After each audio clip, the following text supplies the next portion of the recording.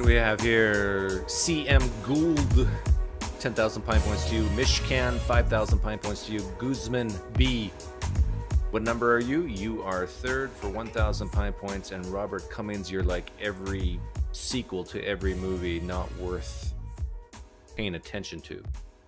Hannah Elizabeth, close. You're almost the biggest loser. I didn't know Cameron Bertuzzi was going to go live. New evidence for the resurrection of Jesus. Yeah, right. What's your guess on what that's going to be? It's going to be what's it going to be? It's new. Like Christians, you know this is silliness, right? Of course. But I thought I would offer a free service today, free apologetic training. You can listen to guys like Gary Habermas. You can listen to guys like Greg Kokel, James White, whoever you want, but you're really not going to learn anything. I mean, boots to the ground. If you want to learn stuff, you got to have practice. You got to have experience. You got just this book learning, but you need real life learning. And where you get that is here at the Pinecreek channel. The 6th minimal fact, well, no, Nathan, he's gone from 20 minimal facts or 17 all the way down to 3 to 5. It's whatever suits his fancy.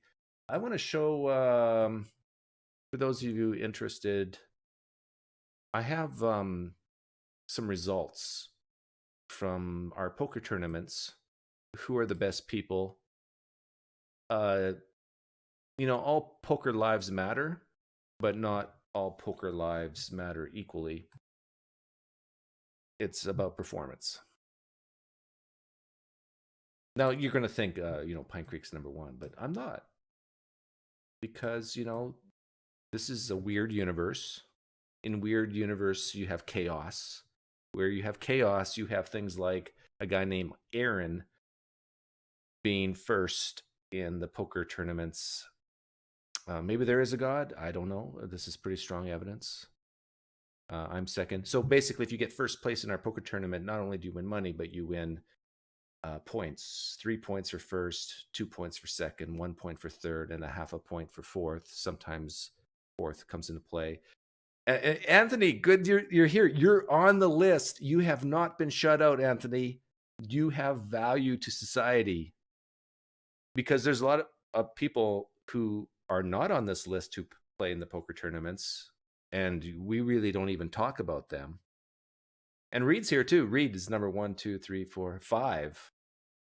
Now, we got to be fair. Reed and I, we have not missed a tournament because Reed and I are the hosts, and we love poker. It brings us hope, meaning, and purpose. So, and Aaron's missed a few, not too many, but he's missed a few. So really, he's even better than he looks here. Again, this is maybe evidence for God. Or maybe God loves him and hates me. This guy here, he's only shown up a few times, but when he shows up, he's dangerous. Very dangerous. And Tux, he's a regular Rom. He's my Russian friend.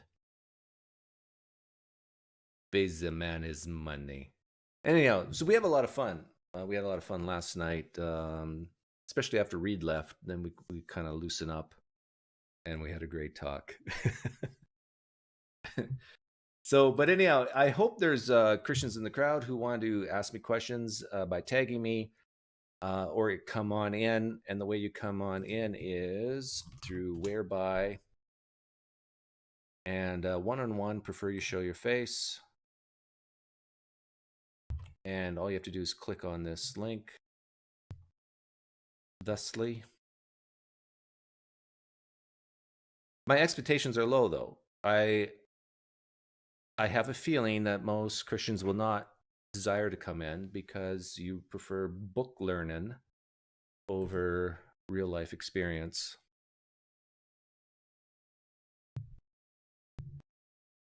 How close was 144? What do you mean, William Faust? Is that Colby Martin?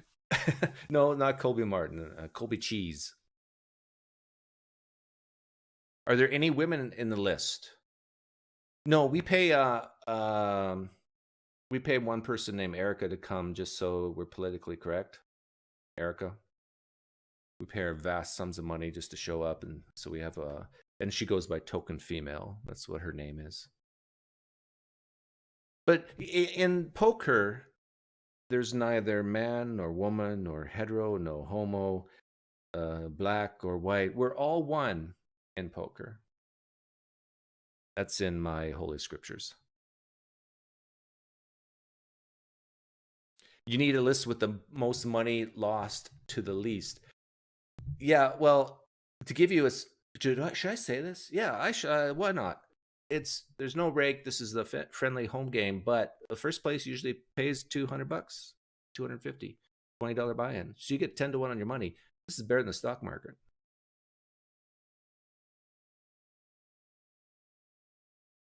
Yeah. So like, I pay for groceries.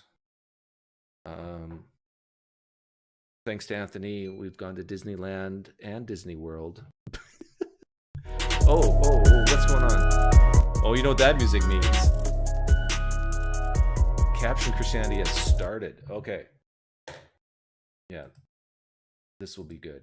I'm very curious to see what the new evidence is. But I take priority to theists who want to call in. So if you want to call in, click the link. And we can talk, or you can tag me and I'll answer any questions. And I promise, unlike most apologists, I will not bloviate. I'll watch it for a little bit, but it's probably going to make me throw up in my mouth a little bit. Poker Man, how come you don't play poker with us? Or do you? And you're a different name.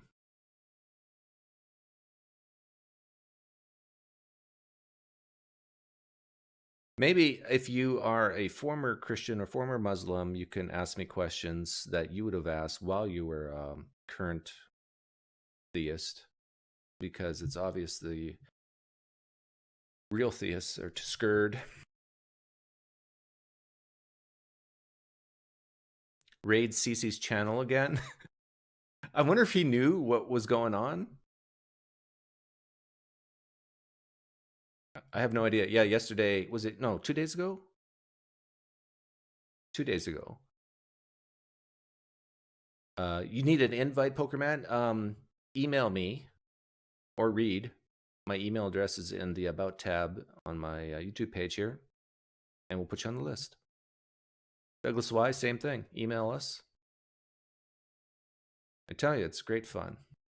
We do a poker tournament, and then afterwards we do a cash game. And we usually don't wait till the poker tournament's over. We start it like when there's only 4 or 5 people left. Pinecreek viewership predictions. Will theists care about evidence for the resurrection as opposed to philosophical positions? That's a good question. But we do have theists calling in, maybe?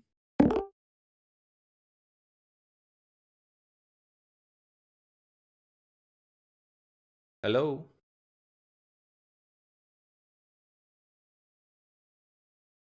I can't hear you.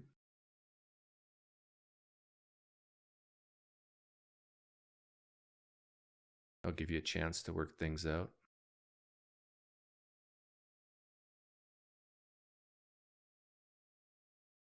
I would have asked about Daniel, etc. prophecies. Yeah, prophecies are a good one to talk about. Where did Jesus go when he ascended? Did he leave the atmosphere? Yeah, that's another interesting question, because most Christians view heaven as this different realm, spiritual realm maybe. But it was obvious Jesus ascended above sea level.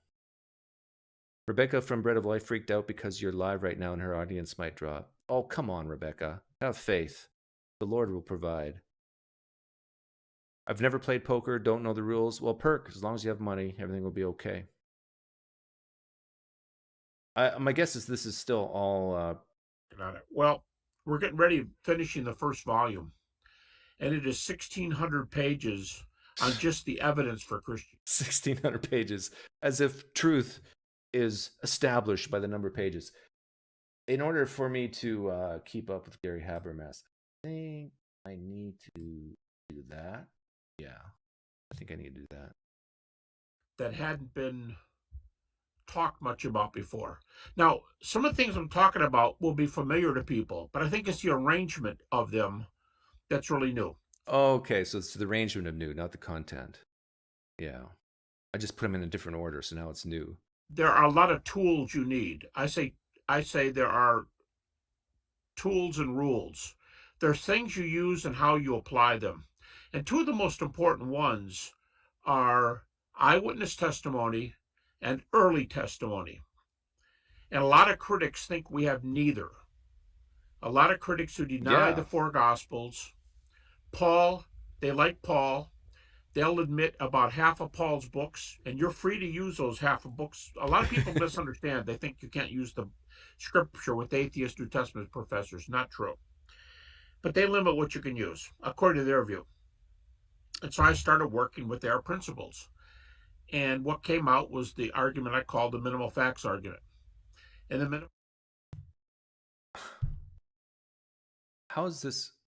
This is definitely not new. Jesus was raised from the dead. Well, as I'm getting. How many times do we have to talk about this sort of stuff? This is sickening. Like, you can use the minimal facts argument for Mormonism, for Islam.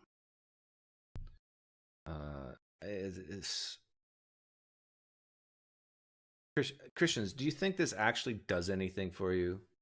Really? This is not why you believe, right? Let's move to Matthew. If you want to go by the year, what date critics put him at. Let's go to Luke. Let's go to John. John's probably too late. Try to stick with Mark, Matthew, Luke. And that's kind of the way the conversation proceeds. But the critics also like Paul. And when you start unpacking some of this stuff, you get further and further and further.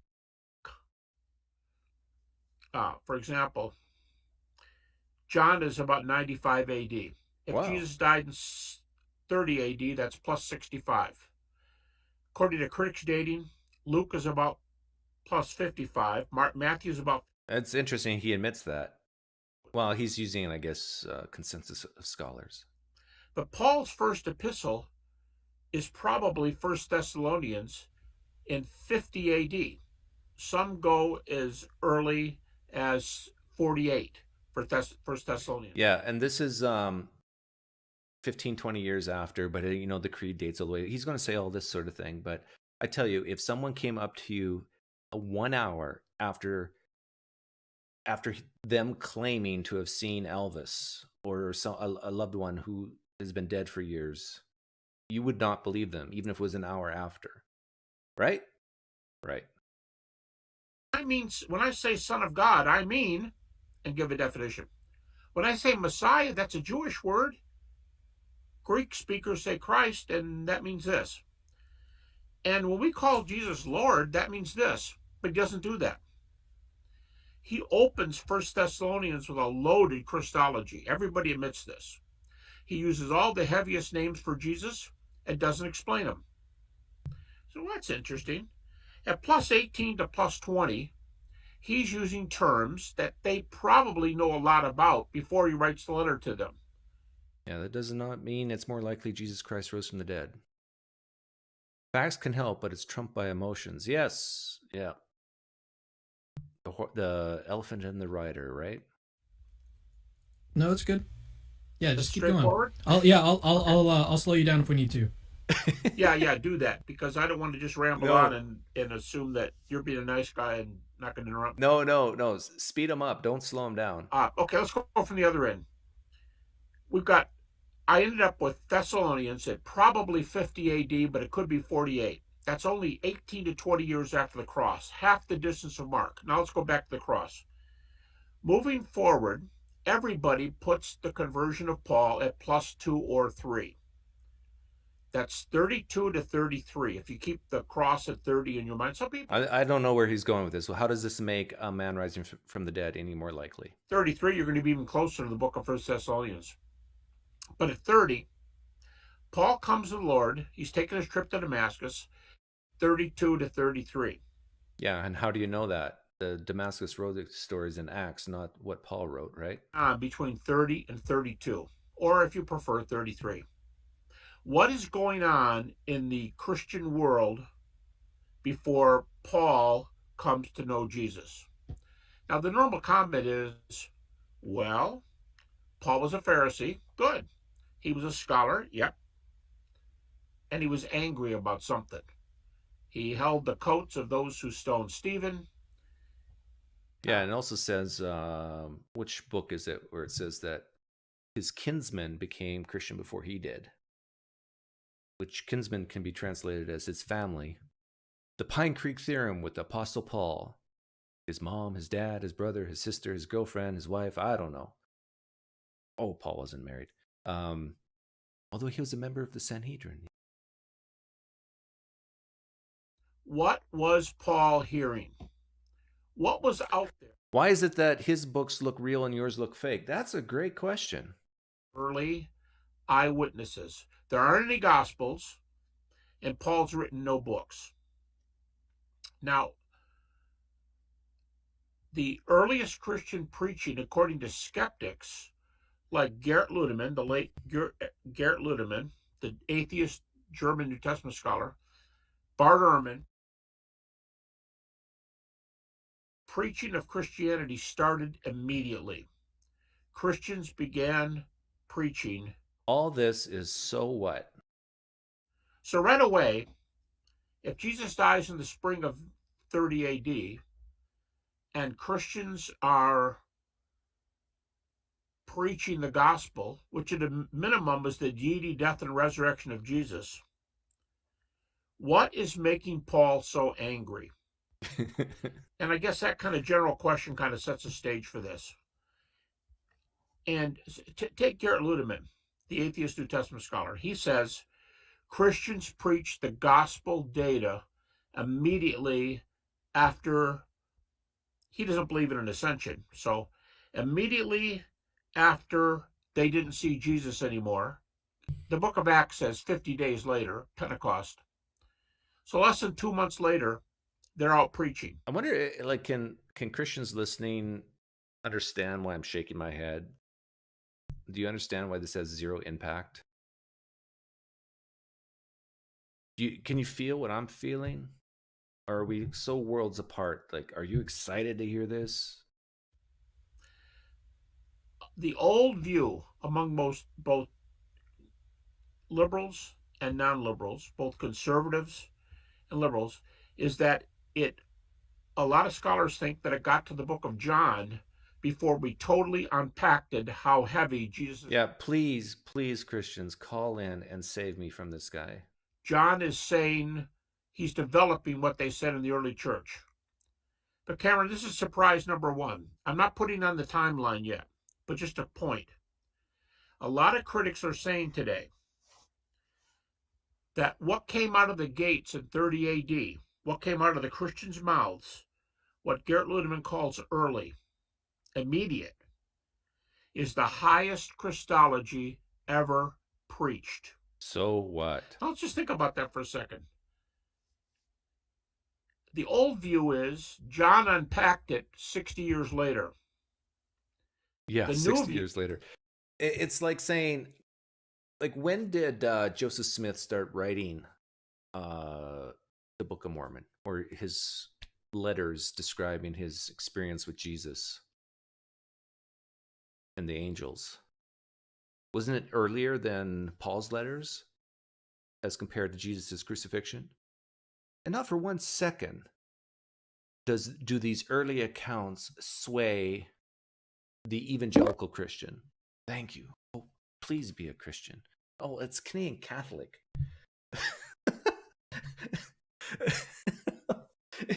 Okay, now I got to make a choice between Gary Habermas and Canadian Catholic. That is how sad my life is.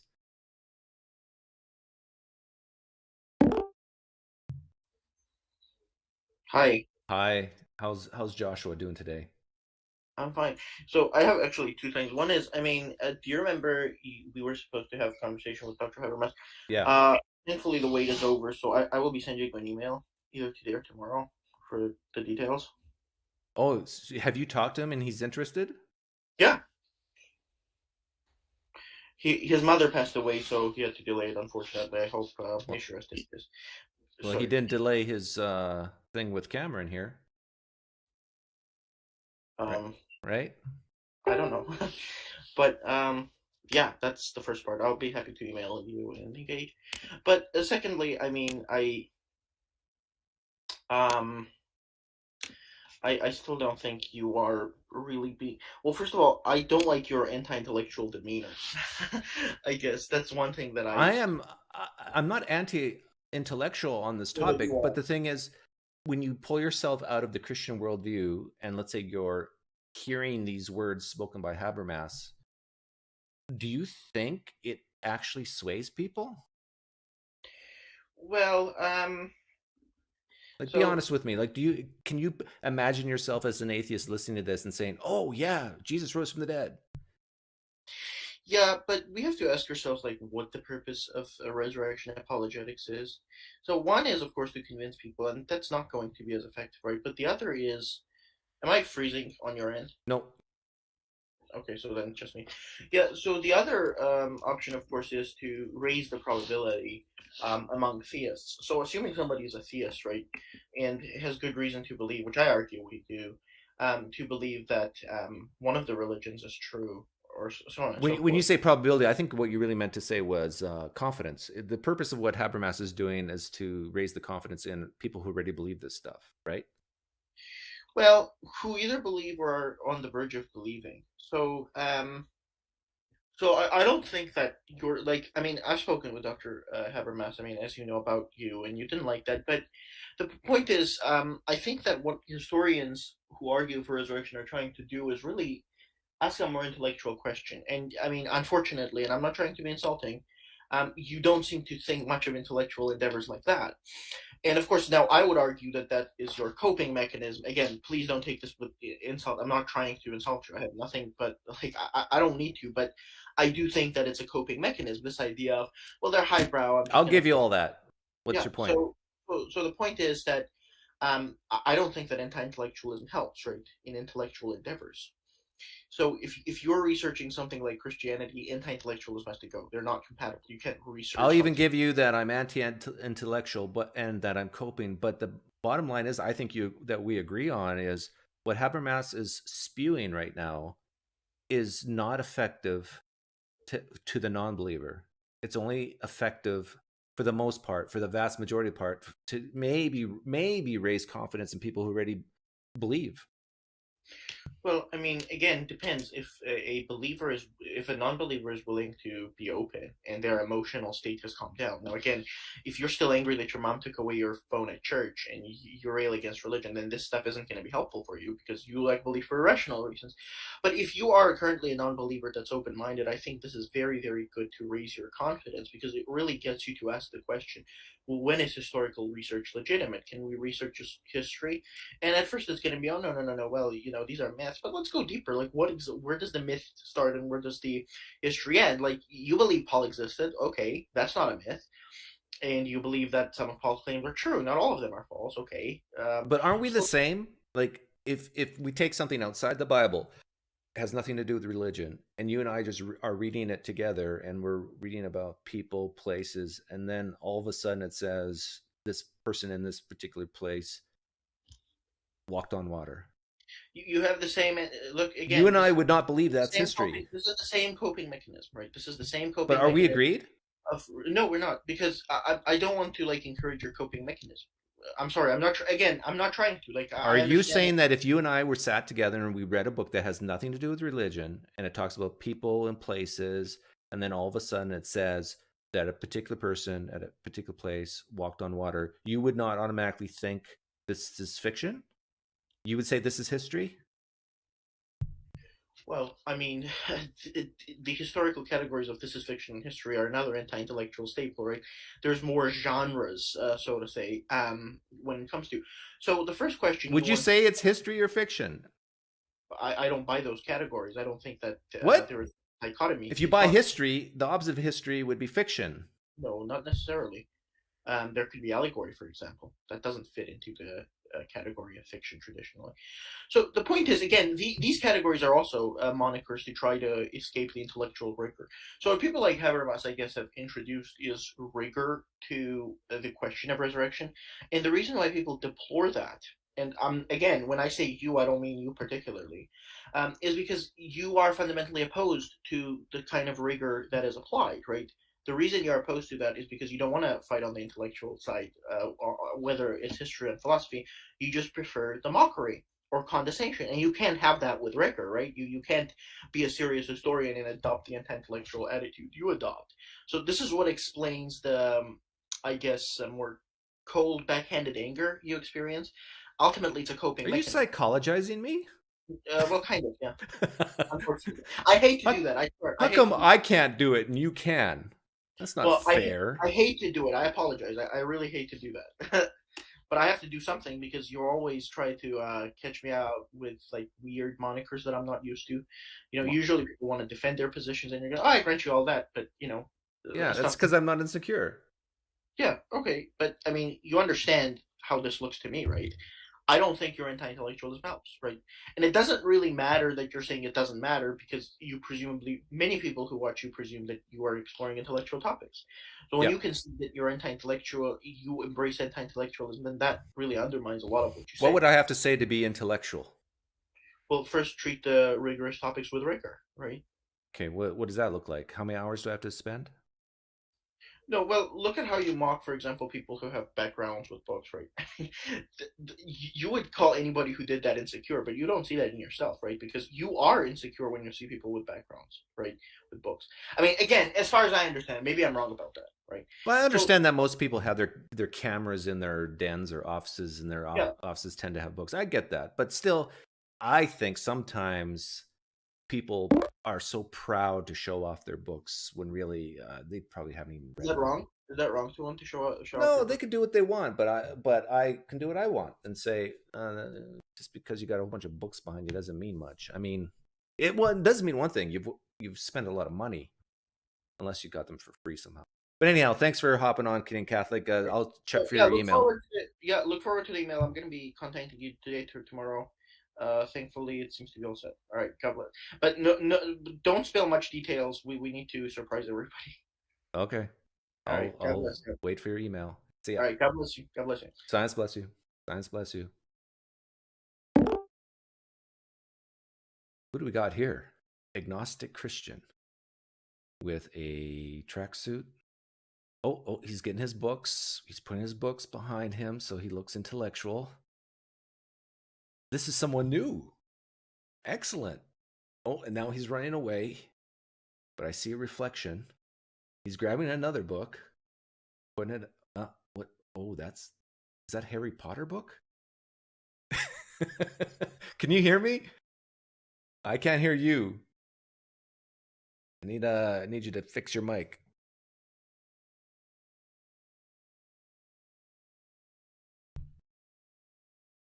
Oh, yeah, you're muted. I can see. How about now? There you go. Okay, cool. Yeah, that's Pilgrim's Progress. Okay. Yeah. So you're an agnostic Christian? Yeah. What does that mean to you? Traditionally, growing up, my Christianity, I would say, was based more on like a understanding that the Bible we have nowadays is inerrant. I believe that like the manuscript tradition we had was like we had thousands of manuscripts that were in the early section versus like I think the estimates say 95% of the manuscripts are past the 1,000-year mark. So once I started learning facts like that, the Mark debacle, first century Mark debacle with Dan Wallace, those kind of information, it started degrading my trust in the established kind of. When you said Mark debacle, I did a video that's labeled that. Did you watch that video? Yep. Yeah, did you go from regular Christian to agnostic Christian because of me? Impartial. The thing is, like, even before, like I would read the four Gospels, but I would avoid doing serious study in it. I would spend a lot of times in like Romans, Corinthians, piece by piece. Like I would never compare books side by side, really, because I could pick up on inconsistencies between like the gospel narratives. And I just kind of believe, like, you know, like what they would say is like, oh, it's reconcilable. And I thought like, oh, MacArthur had it figured out, basically. Like, I can just trust what he says. And So why do you know. you remain a Christian, even though you've changed from how you view Christianity? So at the moment right now, I kind of view it more so like I kind of view myself like as a Muslim in a way, or just like a Jew, any other world religion. I kind of see my faith more as that. It could be either because my parents, like, they're Christian and that's it. It could be a cultural thing, just a collection of life experiences that push me towards that. Um, right now, I don't like the fact that it's not rational, so I'm trying to rationalize my belief. And the further I dissect it, if I keep on becoming more convinced Why that have the it's belief at all? Like, if you uh, admit that you don't feel like it's rational, like, what is it giving you? so it does still give me like hope, meaning, and purpose, of course. Also the fact that I'm pretty young too, so I understand the fact that I don't have a lot of life experience. I'm going off of not a lot right now. So um, What like I what specifically is giving you hope, meaning, and purpose about Christianity? it does give me some framework of how the world works and things like that. Like I can see like the evolutionary standpoint. Like I know the evidence. Like I've even tutored people in like biology with evolution and stuff like that. So like I know it well enough to where I can help someone with their homework in biology and figure out like the evolution and stuff. But I grew up watching Kent Hovind, so like it was kind Oh, of fun. I'm sorry. Yeah. So that was kind of funny because like I realized how much of like a charlatan he is too. And like, you know, maybe he has some truth. Like you can't throw the baby out with the bathwater right away. Like doesn't mean just because he's a charlatan, that means everything But, he says is categorically but when I wrong. asked you about how it gives you hope, meaning, and purpose, and you mentioned it explains certain things, right? Uh, what specifically does Christianity explain for you? I think Christianity helps explain some of like the moral workings of like cultures and stuff from an anthropology standpoint. Like one thing I find interesting is people try to say like there's like this progressive culture where we should accept like homosexuality, all these things. Whereas I see those things as being more historically ancient. Actually, I see more cultures in the world practice that. But wouldn't Uh, that be Ideas. a check mark for naturalism and no God than a check mark for Christianity? So totally, I could see Christianity almost like the founding fathers. Like maybe the newest version of NIV in 300 years will be just the Jefferson Bible. Like maybe you'll find newer manuscripts that are more ancient, and all this like divine stuff will kind of disappear, and it's like more of like a moral code or something like that, or like we'll Okay, understand. okay. So if evolution, or sorry, if morality can be explained by, let's say, anthropology and culture and Mhm. evolution, what what does Christianity actually explain for you? I could see Christianity as like not even just like one form, but like the whole culture and the westernization as like a developing like a further evolution within like societal norms, within Okay. societal standards and stuff. Because as much as people like to argue, like there are downsides to Christianity. I can't really say correlation causation, but people do argue that like the Christian culture did bring about a lot of like positive things, like you know the Western culture, sciences, all that stuff. But people say it's humanities and whatnot Okay, too. I understand what you're saying. I think I Hmm. understand that Christianity is part of that anthropology, part of the culture, and so forth. But Yeah. what what is Christianity to you? What does it mean Uh, to be a Christian? I'm more pragmatic too. I it's kind of like you know Vodi Bakum says like you know who cares about your life experience, but at the same time it's like I think that's the best thing we have to go off of. So I do kind of like while I see the parts of evolution, the one thing that does kind of still hold me back from like okay you know what I can put like you know the highest certainty that I could have anything realistically in it is like the fact that humans are very unique in their like rationality and stuff. Like I see like a lot of societal structures within like whales, like they're very like highly emotionally intelligent. They have But like my pretty question is, what uh-huh. makes you a Christian? What do you believe that makes you a Christian, and what you don't believe that makes you a Christian? Like, for example, do you believe there was a man named Jesus who was God incarnate? I believe it. Yes. Do you believe he died and rose again? Yeah, I believe it. Okay, so yeah, I would call you a Christian. Um, Yeah. Yep. and How sure are you about those things? Right now, let's say like 20% sure, probably. 20%. Before it was 80-20, but then once the whole tradition thing, it kind of flipped the capsize, like, the boat capsized around almost. So those probabilities kind of flipped. Why aren't you higher than 20? Because what's a very causing you big doubt? percentage was like the facts and stuff. I don't have a lot of like personal experiences. Like I was a sensationist before, like, so I didn't even think miracles really happened at all. So for me, the only thing going was like the manuscript tradition really, and like, oh, there's martyrs, and like, why would people lie about martyrs, and like, why would they lie about all these things? But now I see that scholars actually do add things in for theological reasons later on. Okay, so that explains why you're not higher. But why are you at 20 at all and not lower? Because of those like remaining reasons that I would also use, like, oh, like I still haven't like explored archaeological evidence. Like also those arguments like human like uniqueness, like the effect of Christianity on culture. So there's still like that stuff that I haven't really explored. And but religions can have effect on cultures and people and still be false, right? True. And that's what I'm still like exploring. Like I haven't put my finger. Is there something divine here, or is this just like, okay? Because I don't see my personal life. Let's try to get you from 20% down to 2. Okay. So tell me one specific thing that you're at 20%. We'll see if we can get you to drop. So there's like part of it would be the trust still in some of the scholarship.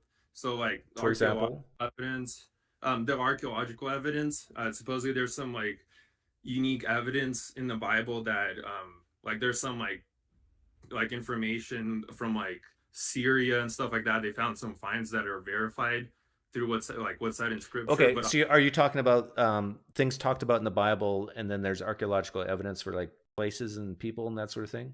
Right. And then like I've been studying the prophecy of Tyre and stuff like that, and like it's ambiguous. Basically it's not fulfilled word for word, but it's fulfilled kind of like later on. Okay, let's take the archaeological one. Can a holy text or a book give information that archaeological evidence shows to be true, and yet the core propositions of that religion be false? Yeah, definitely. Okay. For instance, Islam, I think they have references. Yeah, so Islam might mention real people, real places, and we might dig up things that confirms it. Same with even the Book of Mormon. Yep. Strange. So should we be confident in the claims of Joseph Smith or Muhammad, even if we have this archaeological evidence? Not solely based on archaeological evidence. I feel like you need some surrounding evidence that could somehow tie that in uniquely. Like, okay, so dated before the thing or something like that. Right, but that evidence alone doesn't push us at all closer to the fantastical claims made by the holy books, right? No, it just pushes for further investigation, maybe. Okay, so let's put that on the shelf, the archaeological evidence. What else do you got for the 20%? Also, like I have some family history, like some of my personal family went through, like, because I'm from the former Soviet Union, they're like Baptists there and stuff, so they're actually like persecuted pretty heavy. So there is that like heavier kind of life evidence. Like I have personal, like a lot of my family and stuff, they went through hardships. They sat in jail for like believing Christianity. They had KGB agents sit in like the back of the church and stuff and like take notes of what they was being said, making sure like the preachers had to make sure everything was Joseph Smith and some of his followers went to jail too, and Muslims go to jail. That doesn't mean the core propositions of Mormonism and Islam are true, correct? For sure. And I could see how like a social structure could see these people as being bad, and especially the Soviet Union is just a dissenting opinion, and they don't want to look at Stalin as being great. So it doesn't have to be, it could be totally explained by naturalistic like force. Okay, if it can totally be explained by naturalistic things that people are willing to go to jail for their beliefs and yet their beliefs be false, should you be at 20% for that reason? For that alone, no, I wouldn't say so. Okay, so let's put that one on the shelf. Right. Archaeological is on the shelf. Oh, you got anything else? I guess the only other thing maybe I'm putting 20% is because like I'm not completely out of the waters. Like I feel like I haven't done all the research that I could do, but I'm also kind of like I'm starting to question like if any more research will help, because I almost want to see like Vodi Bakum and James White sit down and have Vodi Bakum say your experience doesn't matter or anything. It's all about the evidence. And then James White say, oh, but I'm actually a precept. I study all the New Testament stuff, but I believe for more personal reasons. Like I don't actually believe this because of the evidence. I first assume that God exists, and then with that paradigm, now I look at the manuscript. So it sounds to me that you're at 20% because you want to have this hope. I could actually live without Christianity. Oh, you could. Yeah. Okay. I could see it as being purely naturalistic, kind of. Like even from like my childhood and stuff. Like I didn't have like my parents were more like the Soviet strict kind of like background and stuff. So I don't have like this like emotional tie to Christianity as much. I kind of see it more as like a duty thing. So like if it's true, if that's just how like life is, then that's just like I got to pull up my sleeves and just go about with however reality is. Like wherever the chips fall, I'm just gonna live my life based on the most accurate information I have. So if I told you that I'm at 20%, that my great ancestor flew over the Grand Canyon because a book mentions Flagstaff and Kingman, Arizona. And they still exist today, would you say that's a good reason to be at 20%? That a man I would say it's not a good reason to stay at 20%. Maybe it's like you're at 20% to fuel through the research because it's like piquing your interest, but like I would not stay there, and I don't see myself. Okay, and let's say I said that some of the people who followed the Flying Man went to jail in Kingman because of their belief. Is that a good enough reason for me to be at 20%? No. And what if I told you that I'm still open to investigation and hope that my ancestor actually did fly? Is that a good reason to be at 20%? No. So why are you at 20%? Because those are the three things you told me. Yeah. Should you be at 20% or 2? Maybe. Well, and that's and that's like the continuous conversation that's going on. It's like I might, in the evening time, I'll sit down, kind of write out everything, and I'll have to drop it down a few points. Yeah. I think that you can be at 2% and still be open to it being true. For sure. And have markers that would change your mind. But 20% is still quite large. You're saying that, there's a 1 in 5 chance that it's true, kind of using the probabilities. But anyhow, I think because it's so unique to the culture, specifically in Europe. Like you have different cultures like Japan where they had higher utility, but I think they sacrificed more personal freedom. I think of all the cultures, Europe struck like that Western Christian influenced culture, I guess, struck the best balance of increasing utility and at the same time balancing out individual rights. Well, even if all that's true, that doesn't mean a man rose from the dead, right? It's more. Yeah, I would probably become more of a deist then. So I wouldn't even say Christianity is true. I would probably drop it down to like 0% and just then my percentage would be like, is Christianity useful? And it would just be a percentage of that then. Okay, so what percent? What's your confidence that a creator God exists right now? Do you think? That man, because like I'm studying like more like quantum theory, like how the Big Bang could happen, and then there's like the holographic theory that there's like all reality is like an extension of like one bigger mind and stuff, and there's like CIA that like published some documents supposedly on some but like they're just like like dipping their like fingers. It's not like anything like serious or anything like that. So like if there is a creator God at this point, it's probably some real abstract like kind of like a rival where you can't even talk to it without like years and years of like collective research or something like that. Would you say that your confidence is higher in a creator God than Christianity? No. I would say it's lower than Christianity in a way. Well, like in the sense can you of like have Christianity without a God? Yeah, I think you could have Christianity emerge without any necessity of a God. Okay, but I'm defining Christianity as a man rising from the dead and claiming to be God. So so then you can't, right? Yeah. I guess Christendom would be like, I wouldn't even talk about Christianity anymore. It's more just Christendom at this point. Okay. Well, Neil, I got another caller. It was very nice to meet you. If you play poker, give me an email, and I'd love to have you. For sure. Thank you very much. Okay, take care. All right, have a good one.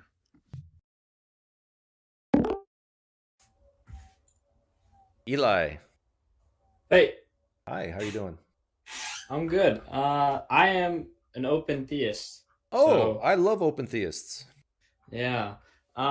I've been digging into Christianity, and I think mostly because like I found it so consequential, like with like the whole eternal conscious torment thing. So that's been bothering me. I think you're right about it when you say it's like a psychological thing where it's like it causes a lot of harm. Um, I'm still here. and I don't know. I've been looking into like Mike Winger's content, like evidence for the Bible and whatnot. Oh, I'm sorry. um, well, I don't know if you have like a series on that, but like basically Old Testament prophecies. I think some of the stuff that he's saying, I still have to look into it, but from what I see, some of it seems legit, and I just wanted to know like what you would say about that. Usually what I say about prophecies is I let the person talk about it, and then I'll ask them, okay, so that's the prophecy that you think is good evidence for God or for Christianity or for whatever. And then I'll say, can you very quickly think of ways to make this prophecy better? Hmm. And you know Right. what? Most of the time you can. Hmm. And then Yeah. that means, and it's not just like, it's very simple to make prophecies better. Like take Isaiah 53, that a lot of Christians view as a very, very nice prophecy. Like if you read it, you see Jesus. Well, it would have been better if the prophecy mentioned that there'd be a Roman ruler named Pilate. It would have been better if it would have mentioned that Jesus by name, and that he would be buried in a tomb by Joseph of Arimathea, and that he would rise on the third day. That would make Isaiah 53 a lot better. But it doesn't say any of that stuff.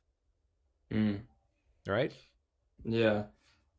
So I guess the other thing I'm looking into is like annihilationism, right? And I saw your video about that. And I don't know. I feel like Revelation 20 kind of shows that the lake of fire, whatever that is like eternal, at least for the devil and like the false prophet and whatnot. Yeah. And if it says like, all liars will have their part in the lake of fire, I think that's pretty good reason to believe that annihilationism is at least inconsistent with that, and if not, it's just incompatible.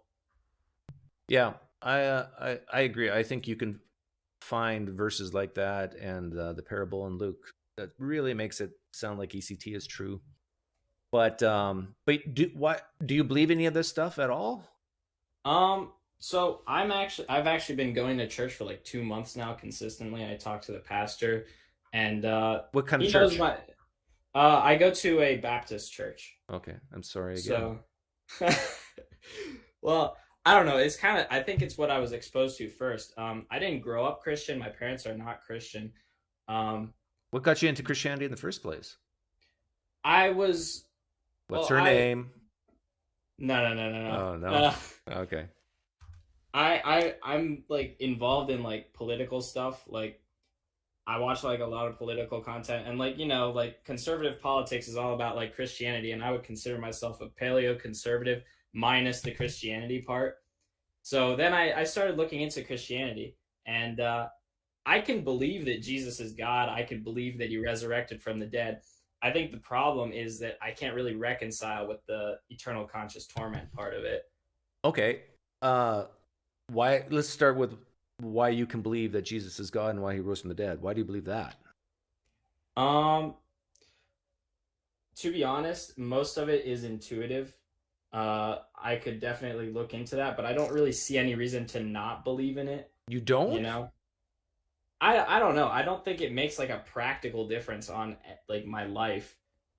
Okay, but the practicality of it is one thing, but like my neighbor Myron down the street, he died. I cried. Sure. And then he came back to life. Do you see any reason to disbelieve that? Well, yeah, but I mean, I think inherently having like so many people follow it gives it some sense of truth. Now, that could very well be like a fallacy on my end, and I'm not very well versed in like all these like Well, let's take this reasons. one step at a time. Sure. You said with Jesus, you have no reason to disbelieve that he rose from the dead. But with my neighbor Myron, there is reason to disbelieve that he rose from the dead, right? Well, do you have like, I guess, is there anybody else to back you up on that? Well, but let's say we haven't delved into researching it yet. But just on its face, we hear this. You heard this for the very first time today, that my neighbor died for a week. And I'm claiming to you that he came back to life. You have reason to disbelieve that. And the reason to disbelieve that is because, have you ever seen that before in your personal experience? No. Do you know anybody close to you who's experienced that? Well, no. No. So that's pretty good reason. Yeah. To disbelieve it. Now, that doesn't mean it didn't happen, but there's reason to disbelieve it. And I would say that holds true now and 2,000 years ago. Just because it happened 2,000 years ago, the claim doesn't make it more likely to believe it, right? Would you agree with that? Right. Okay. I think the problem with that is that, like, you don't have, like, I don't know, apostles, for example, saying, hey, your neighbor, he died and he was resurrected, and then they died for these, like, things. I don't know if you have anything to say about, like, the martyrdom of the apostles. Oh yeah, I got lots to say. So, yeah, I would love to hear that. So imagine my neighbor Myron died, and then we find records about 70, 80, 100 years later that's saying that people died for their belief in Myron's resurrection. But this is what we have for Jesus in the martyrdom. These records of their death come decades and sometimes centuries later, and they are found in texts that a lot of Christians would say the things spoken right next to the martyrdom stories, they don't believe at all. And we don't know, number one, if these martyrs actually saw Jesus rise from the dead. Number two, that they had a chance to live if they recanted. We don't know these things. It makes martyrdom, that whole martyrdom thing just go when you realize that. So you would say that either they were not actually persecuted for their beliefs, or somehow they just believed in something that wasn't true? No, I'm saying that they could have been persecuted for their beliefs, but we don't know that, hey, you either recant from your belief that Jesus Christ rose from the dead or you die. Okay, I recant. Okay, we're going to kill you anyhow. Like, that could have happened, right? Yeah. Okay, and another thing is, in order for someone to actually be a martyr for the belief that Jesus Christ rose from the dead and they wouldn't die for a lie, they would have had to see Jesus rise from the dead, right? Yeah. So we would need them stating, I saw Jesus rise from the dead. And in the New Testament, at least, we don't have that except for Paul. Paul's the only guy who is an eyewitness saying, I saw this. All the Gospels don't do any of that. The closest you can get is Revelation chapter 1, but that's clearly a vision. Well, actually, even Paul's a vision. So why would you say that? What would you say to people who would, like, say that the rest of the apostles, they didn't really, like, believe until others started saying that they saw Jesus rise from the dead? Like, what reason would they have to, like, change their beliefs? Or do you, like, reject that premise entirely? I'm not following you. That like you said that, like, Paul was, like, the first one that said, like, I saw Jesus rise from the dead, right? Yes, that wrote it down, yeah. Right. So the other apostles, you say, didn't write it down. Correct. So you're saying it's at least not before Paul. Okay. So you're saying that okay. Yeah. I don't know where I was getting. Yeah. So if we had a time machine, my guess is it went something like this, that there was a guy who walked around Jerusalem area, Galilee area. He probably spoke about the kingdom of heaven, the earth's going to come to an end or change. He was a Jew who felt oppressed by the Romans and probably was poor and had a following. And then he died through crucifixion, and his followers were really, really sad, and maybe one or two of them had a grievance, hallucination, or vision, which happens in about 16% of old people today. So, and it happens with spouses, people who've lost their spouses today. So it's very reasonable to think it happened 2,000 years ago. And then that idea that Jesus rose again just spread. And basically, almost all the details that you see in the Gospels about Jesus' life and ministry probably was made up. So what would you say to people who would say like the 500 witnesses? Yeah, I can say that too. 500 people saw my neighbor Myron rise from the dead. What would you ask me then?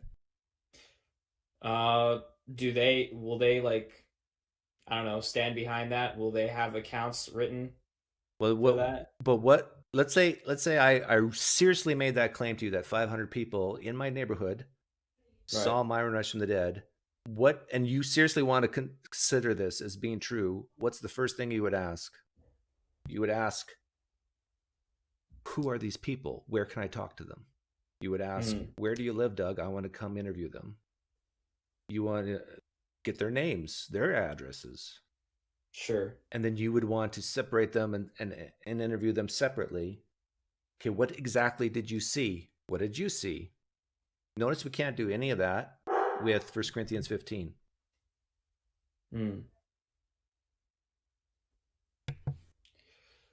that make sense? Yeah. I appreciate that. Yeah. So do you have like some kind of like, I'm very new to your channel. I just recently started watching you. I think it's very cool that you do this. You allow for your viewers to talk to. Do you have any content on like, sorry to bring him up again, but like Mike Winger's resurrection video, like where he basically details. You do? Okay. I think I do. I'll check that out. I think I did a video with my friend Cam Spires and maybe Camille. So just search Pinecreek, Mike Winger, resurrection. Yeah. Maybe I can do that right now for you. See if I can find it. But what's your why do you like Mike so much?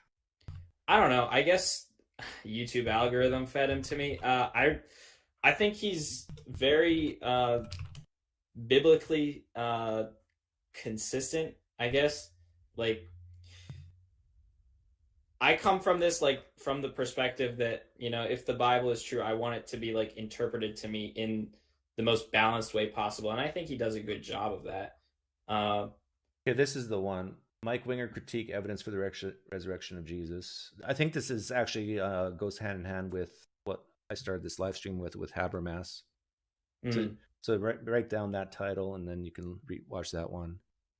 But why do you give the Bible any special treatment at all? I guess.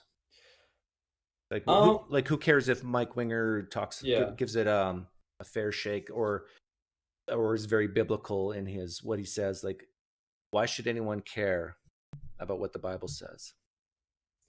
Well, depends on whether it's true or not. If it's true, it's very consequential, which is why I would lean to wanting to force myself to believe in it, right? Because again, like eternal conscious torment, I would say that it's better to force yourself to believe in something like that, even if you're wrong. Okay, so you brought up eternal conscious torment again. Yeah. Is this the real issue? Yes, it is. I could live without Christianity, trust me. I would. If you told me right now, if for sure there was no eternal conscious torment, I would be just the happiest guy.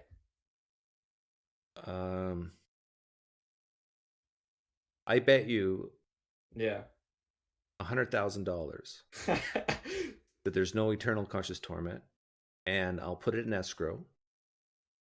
And when you die, when I die, if there's a God, I'll make sure to plead my case for the money to transfer over to you.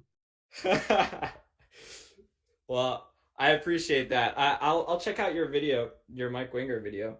Would you be less likely to believe that Jesus Christ rose from the dead if there were no eternal conscious torment?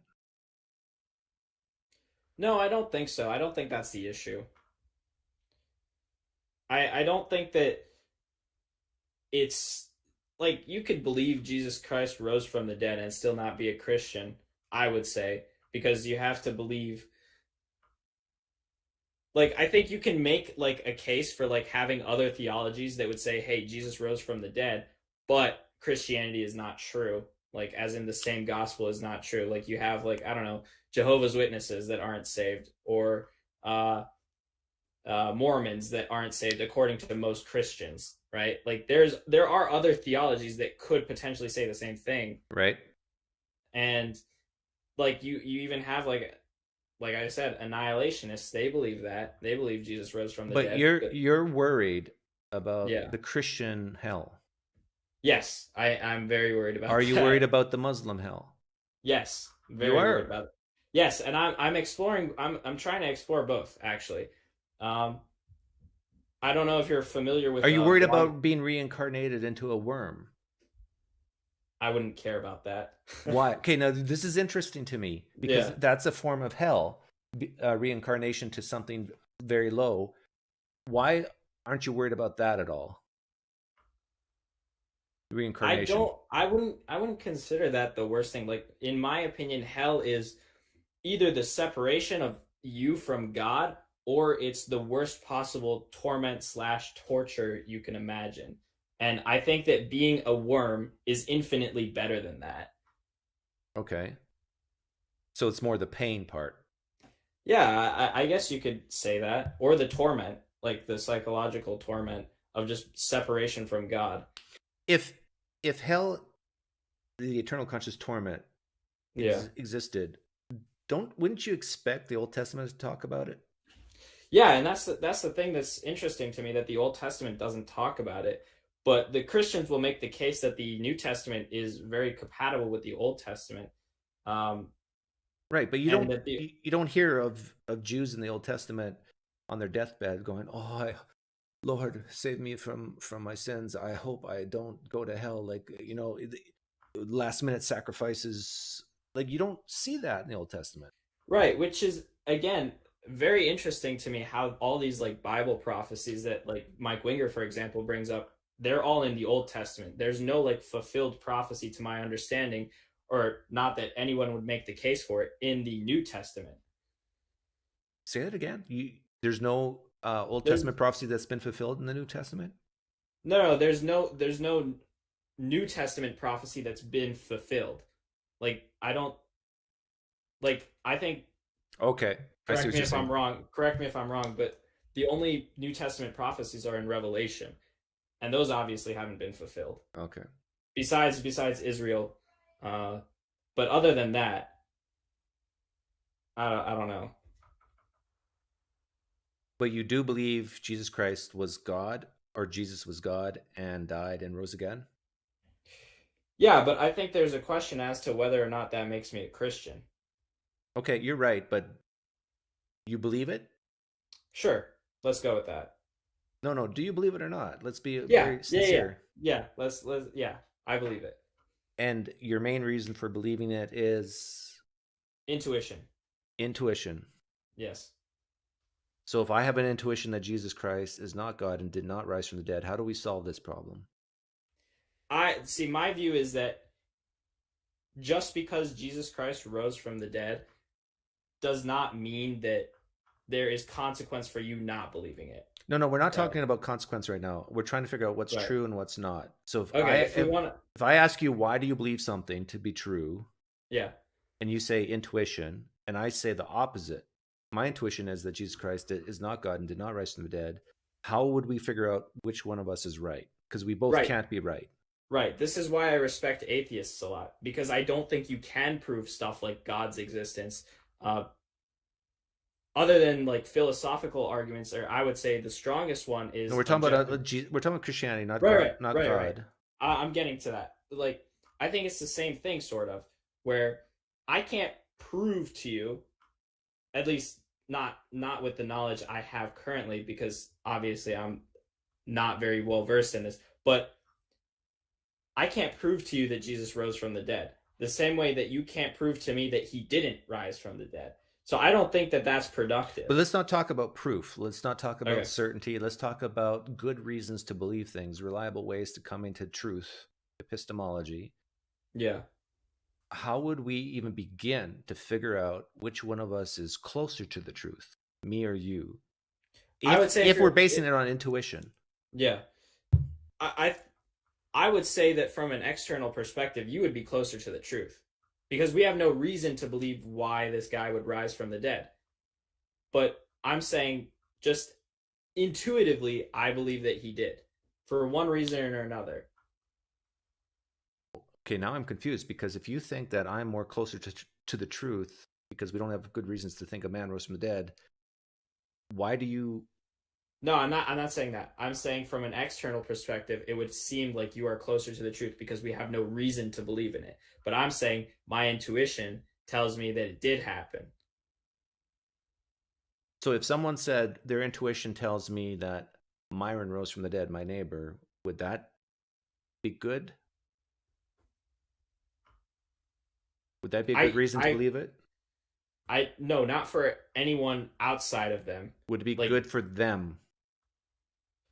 Depends on what it does to them. Like, if there's like psychological damage involved, like if you're... Would that be a good reason to believe for them that it's more likely to be true? Their intuition that Myron rose from the dead. If you're solely looking for truth, I guess you would say that it's not good. Okay, it's not good to use intuition to believe Myron rose from the dead, even from their perspective. So from your perspective, do you have a good reason to believe that Jesus rose from the dead? Is intuition a good reason? No, it's not. Then why do you hold it? I don't think that it's something that I can really change. You're forced to believe it? No, I'm not forced to believe it. I just don't think that I can change it. You can't change your intuition about Jesus? Yes. Yeah. So you're saying there's something deep inside you that is compelling you to be convinced that Jesus rose from the dead. Right. But I'm not saying that I'm a Christian because of it. Because practically speaking, I don't think that makes you a Christian. That's interesting. Why... Where do you think this intuition in you came from?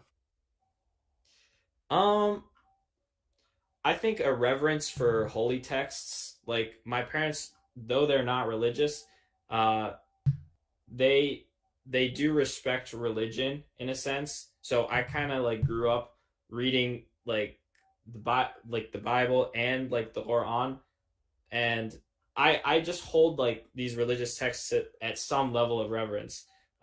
For whatever reason, and you could say that it's because of my upbringing, or I've somehow been like indoctrinated to believe in these things, but I think there's some truth to them. Sure, there could be, it's very reasonable to say some things in the Bible or Quran are true, but it's also reasonable to say some things are false, yes? Yeah. Okay. I definitely agree that, like, again, if Christianity were false, that Jesus Christ didn't rise from the dead, would you want to know that? Yeah. I would want to know for sure. Yeah. And you'd be totally okay if that were true, that Jesus Christ didn't rise from the dead. I could be totally okay with any of it. I think the one thing that I will not be able to sort of give up is theism. Theism itself, just a God, some kind of higher power. I don't care if it's really a personal God or if it's like the God of Spinoza, I don't really care. I just think that there's something higher. Okay. Yeah. Well, I want to keep it on Christianity right now, but sure. I'm still amazed that you have this intuition that Jesus Christ rose from the dead, even though you admit you don't have any good reason to believe it's true. Like, you admitted at least that intuition was not a good reason, but yet you say that you have it and you will continue to believe because you have it. Like, what would change your mind? I don't know if really, maybe if like you convinced me that Islam was true, if you convinced me that Islam was true, I guess that would change my mind, or I don't know, if you were to give me some kind of really sophisticated philosophical argument for why God can't exist in the first place, which I don't think you could do. Well, we're not talking about God. We're talking about Christianity. Right, but the resurrection kind of depends on something supernatural. Right, but God could exist and Christianity is still false. I agree, and that's the whole question for me. So I don't know. So you don't know what would change your mind about Christianity? I'm not a Christian. No, on the belief that Jesus Christ rose from the dead. You believe that, right. You said, right? Yeah. And you said you believe that for the reason of intuition. Yes. And so there's just something inside you that feels it's true? Yeah. Huh. If someone has an intuition that they can fly and they jump off the top of a building, they're going to fall and die, right? Right, but that's my thing. My intuition doesn't really have any practical consequences, you know? Well, it does if Islam is true. That's true. Although you said you're not a practicing Christian, so maybe not. I don't know. Well, I would say that, practically speaking, I am practicing in terms of like, you know, virgin till marriage, you know, all that stuff, you know, trying to basically practice the virtues, but I'm not like the works minus the faith, I guess you could say. How confident are you? Like I asked the other caller this. What's your confidence that your intuitions are correct about Jesus rising from the dead? I personally don't think it matters. But if you were to twist my arm on it, I would say that I'm pretty confident on it. Like in comparison to, let's say, that you're talking to me right now. Like on a scale of 1 to 10? Yeah, so 10 is like you and I are having a conversation. Where are you that Jesus Christ rose from the dead? Solid 7. 7? Yeah. Okay, so you can hear me. You can see me. There's many other people in the live stream who can hear and see us, or hear both of us. And so that's a 10. Mm-hmm. You didn't see Jesus rise from the dead. You didn't hear Jesus preach. You didn't touch Jesus. Why are you even at 7?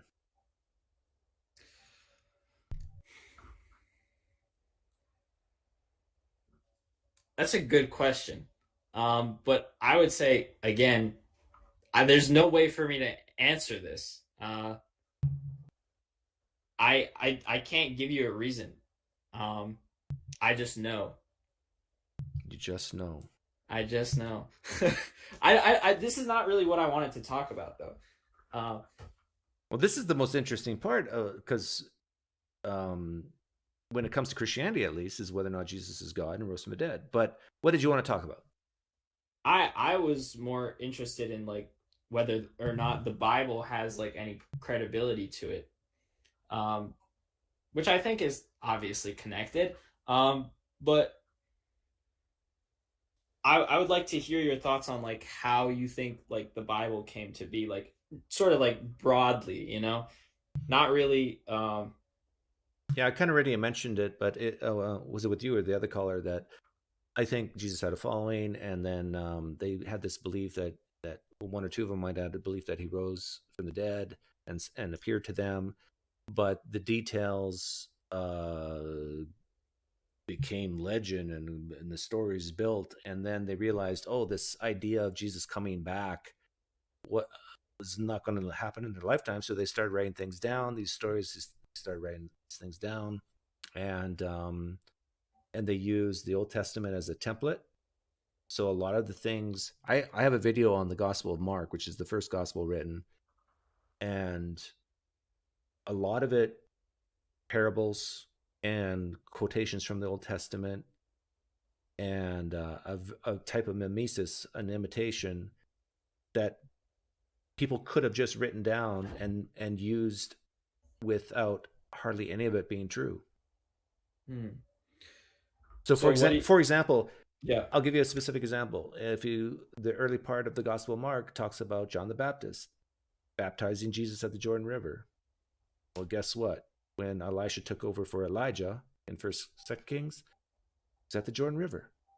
And it talks about John the Baptist wearing a hairy coat or something. And talks about Elijah having being a very hairy man. Uncanny coincidences. And does that mean there wasn't a John the Baptist? No, there could have been. But a brilliant author who knew his Old Testament well, could have made up that story as the opening, like a Quentin Tarantino film, chapter 1, how the torch was handed over from John the Baptist to Jesus, just like Elijah to Elisha. So what would you think is like the primary motive for doing that? Why would you think that they would go through the trouble of writing these scriptures? To give the Jews and Gentiles later who were oppressed by the Romans hope, meaning, and purpose. So why do you think you would need the doctrine of eternal conscious torment, which is in the New Testament, for that? Oh, yeah, that's a good question. I think, for the Jews, it was more like blessings and cursings in the now. And so they could see. But how do you explain the Romans? They were successful, yet they didn't believe in the one true God. And so I think my theory is that eternal conscious torment came about as a way for people to say, just you wait. Yeah, you might be powerful now, you might have wealth now, but just you wait. When you die, then you're going to pay. And so how do you, yeah, so that's fine. Maybe it's like them wanting to like get back at the Romans or what. But why would then Jesus say, like, love thy enemy? What would be the point of that? What would be the point of like the Great Commission, like trying to convert them then? What would be the point so they wouldn't be oppressed. So why would, I guess, if you're in the position where you would want somebody to suffer for eternity, you're writing that, why would you also want to give them a chance for redemption? If you're that far gone that you want them to suffer forever, why would you even want to? Well, because now they switch tribes, right? So it's like tribalism. So, for example, yeah, but I don't think humans are like that. I think that humans are like this. I think that they're more spiteful. Think of sports teams. Yeah. So you like a certain hockey team. I like a certain hockey team, and it's the Stanley Cup Finals. And you and I are just butting heads all the time. Oh, so and so is the best player. No, so and so, but we're gonna win. No, you're gonna win. And then all of a sudden, this is a crude analogy, but then I say, you know what? I'm switching teams. I'm going to cheer for the same team you do. You've gone from that animosity and that fighting to welcome and open arms. You're part of our team now. And I think this is what happened with Christianity when the Gentiles were converted. Okay. I'm not sure if you would need like it to be eternal torment in order to have that point across. But I guess for simplicity's sake, we could assume that that's the reason. Any other questions about the Bible?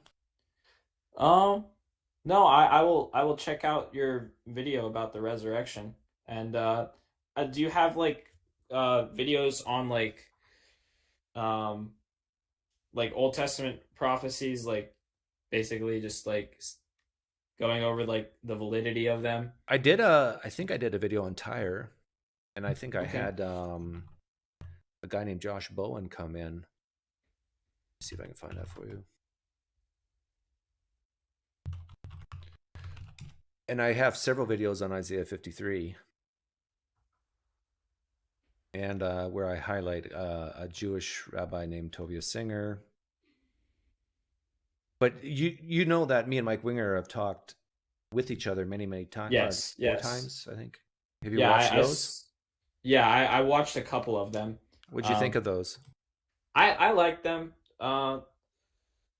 Yeah, not much to say. I think I watched one of the first ones. I forget which one it was, but you talked about like hell, and I was recently watching you sort of responding to a Mike Winger video about abortion. And I thought that video was actually very interesting, because if you're a Christian, why would you not want to abort more fetuses, Yeah. Yeah, that totally makes sense to me. And I'm very pro-life, but again, I'm not a Christian. If I was a Christian, I would probably change my stance on that, ironically. Why aren't you a Christian if you believe Jesus Christ rose from the dead for intuition reasons? Why aren't you a Christian? Because I feel like the understanding what you're saved from has to be part of the doctrine. Saved from sin. Okay. But I would say that why would you want to be saved from sin? So you go to heaven. I'm not interested in heaven as much as I am fearful of hell. Oh yeah, well that's normal human behavior. Yeah. But if you already believe that Jesus Christ is God, do you believe that? Sure. I yeah. And if you already believe that he rose from the dead, why don't you take up your cross and follow him? I think I'm doing that in terms of works. I'm just not sure if I would be considered saved to some, because I don't believe in the doctrine of eternal conscious torment. Oh, that has nothing. I would say most Christians. Well, I don't know most, but a big chunk of Christians would say, "No, that's fine. You can believe that people are annihilated. You can believe universalism as long as you believe that Jesus Christ died for your sins, rose on the third day, is God in flesh, and you show that you love him by obeying his commands. You're fine." I bet you I could convert you to Christianity quicker than Mike Winger could. I'm not even. Well, I guess Mike Winger does a bit more gatekeeping than you do, but I'm not even sure if that's true, because like going to church, like talking to all these like people about it, it seems to me that you have to have like some kind of conviction about the Bible, and I'm not entirely convinced that the Bible itself is all true. Like, I'm not entirely sure if it's all inspired. I think some parts could be, What part do you think is false? I think that Revelation doesn't make much sense to me. And it could just be because it's very highly symbolic, but I don't think it makes sense to me. I think that there are some things that could have been recorded inaccurately in the New Testament as well, in terms of like what Jesus said. So you don't like the hell part? You don't like that Jesus will come back on a white horse and take out 1/3 of the human population? Is that the sort of thing you don't like? Well, it's not so much as I don't like I don't like the hell part, but I don't really care about the other stuff. I'm just thinking that maybe it's not entirely accurate. Like it's not like completely inspired. Because if you have a text that's like inspired by God, you would think that it would be more convincing. Like there would be no question as to whether or not God even exists. But I think certain parts could definitely be inspired. That's not to say that the whole Bible. So you don't find Revelation convincing, but you do find, let's say, Paul's letters convincing? Some parts, yeah. Like what? I guess some of the general doctrine, I find it to be, if not just practically useful. But that's different than being true. Something can be practically useful and not true.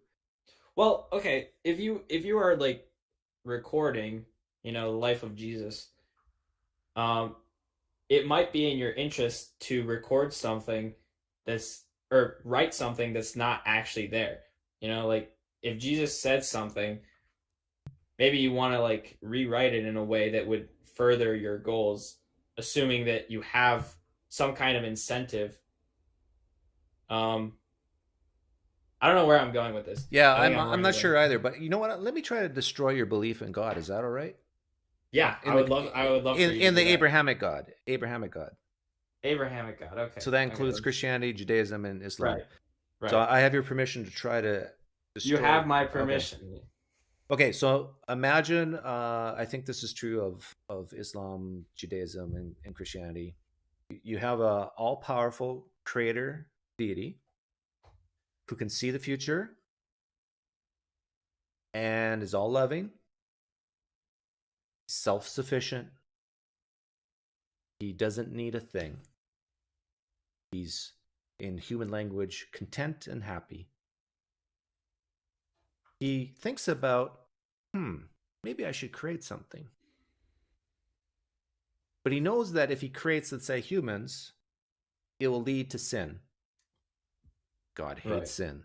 He hates it. He doesn't even want a little bit. It's like, no, because sin is the opposite of his nature.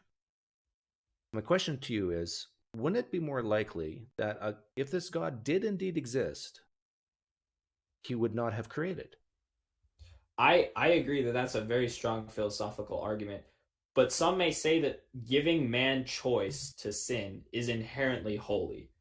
Like, I think it was C.S. Lewis who said that the choice that God gives man is inherently the most loving thing he could do for that. I'm not sure if I entirely But we're agree not even talking about, what we're talking about is why create in the first place? That's a very good question. Because God doesn't need humans to worship and love him, right? Yes? Right. And I'm not convinced of the Abrahamic God entirely. I think it could definitely be a possibility, but... Okay, but we're talking about the Abrahamic God now. Now, sure, would you say this is a good argument that this God doesn't exist? Yes, very good argument. Okay, now if this God doesn't exist, then that means Christianity is false. True, yeah. So we now have a good argument that this God doesn't exist. Do you still have this intuition that this God raised Jesus from the dead? Maybe not that God, maybe not the Abrahamic God. But you're saying a different God raised Jesus from the dead? Maybe. I don't know. But do you have an intuition that a different God raised Jesus from the dead? Or is this intuition that you had previously a few minutes ago now gone?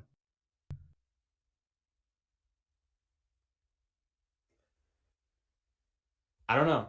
I think that the previous intuition of the Abrahamic God was mostly out of the idea that Christianity is an Abrahamic faith. Right. But I don't think that But you just admitted that the Abrahamic God, I just gave a great argument. You said it was a good argument that it doesn't exist. Could you have supernatural events take place without God? No, I would say no. You would say no? Without some form of a supernatural being, no. What if there was some kind of like higher dimension to reality? Okay, now we're getting into crazy talk. I get it. But let's take it one step at a time. Yeah. I think we've established. I think you and I are in agreement that the problem of evil, the real problem of evil, why would God create anything that would lead to something he hates? You agree with me that this is a great argument that shows that this God probably doesn't exist. Yeah. And if this God probably doesn't exist, then that means that Judaism, Christianity, and Islam is probably false. Because it's based on that God of all being all powerful, all knowing, self-sufficient. He has no needs. He has no need for people. Yeah, and he especially would not have a desire to create something which he doesn't desire. He desired to create, knowing that he didn't desire what would happen. It's a contradiction. Yes. Sure. Just out of curiosity, have you used this argument against like other theists who are like maybe Christians? Yes. Okay, what do they say? Okay, so here's the outs. The outs is that God didn't know what would happen. And that tends to be open theists who will say that God can only know the knowable and the future is unknowable. But then they have a problem of prediction, because if God's all powerful, he's a very good predictor. And to say that the creator of the universe was shocked. Sin entered the world? I had no idea this would happen. Like, it makes God look like an idiot. So, so that's one out, to make God look more like an idiot. Another out is that God's actually okay with sin. He wanted sin. And a lot of Muslims will say this. They'll say that the reason why God wants sin, desires sin, is so he can forgive people. But then again, wanting sin and yet desiring people not to sin, that's a friction if I ever heard of one. Now they'll parse what the word want and desire means to get out of this, but it's all rhetoric. It's all like stupid talk, in my opinion. What's another out? Another out is to say God's not free. It's like, could God chosen not to create? Nope, he's not free to. It's part of his nature. He has to create. He was forced to. That's another out. Those are the main three outs. And Christians and Muslims alike will use these outs because they desire for it to be true. Sure. I think the second one you mentioned, that he wants sin to exist, at least to some extent. I think maybe that goes into like Calvinism on the Christian side, where it's like you see people suffer in hell, so it somehow makes your experience in heaven better. Yeah, maybe. But then you can't say that God doesn't want sin. It's very hard for a Christian and even a Muslim to say, yeah, God wants disbelief, God wants sin, and still view him as all loving and all good. He basically becomes half evil, half good, I guess, which is like the Zoroastrian view or the Babylonian view of God. Right. I think another argument against the Abrahamic God would be, why would he create people who he knew would choose to turn away from him? Exactly, yeah. Especially if ECT is true, eternal conscious torment. Right. Which is why I can't really reconcile with it. So, and then you got Jesus or God killing babies in the Old Testament and flooding people. Like, it's just a mess. Yeah. So here's my advice. I want to wrap this up. My advice is really in the privacy of your own home, when there's no pressure, no nothing, really ask yourself, do I have good reasons to believe any of this is true? Would I believe in similar things given the same evidence? And if you're going to be okay with not believing this stuff, there's no reason to hang on to it. And there's people have been mentioning in the live stream chat, if you want to go into prophecies and so forth, there's a guy named Kip Davis and Josh Bowen. Let me type that in. Have you heard of these guys? No, I haven't actually. Yeah, probably not, because they're nobodies. But they're good. I just typed it there. Yeah, there's a lot of good resources there. You use the right keywords. And all right. And you can type in like the Tyre prophecy there if you want to look into that. Another one is Tovia Singer. He'll give you more Jewish perspective. He destroys Christianity so often. But I think in essence, Christianity and Judaism and Islam, they all suffer from the same problem. That is, their epistemology sucks. It's like there's no good reason to believe a creator God told a guy named Muhammad to write his very words. There's no good reason to believe that Jesus Christ rose from the dead. At least not sufficient reason. I agree. But then you could get into like maybe like some kind of like malicious God. I know that goes against the definition of a good God, but yeah. Then how do we explain all the good in the world? Like, how do you explain the Pinecreek YouTube channel? If there's an evil God, you would think everything would be evil. But no, we got Pinecreek. He's good. He's good. You got to explain that wrong. But this evil God made people free so they could freely choose good. Yeah, that explains, right? You notice how you can just flip everything around and then come up with all these explanations. But anyhow, I got to let you go, Eli. Thanks for hopping on. Thank you very much. Take care.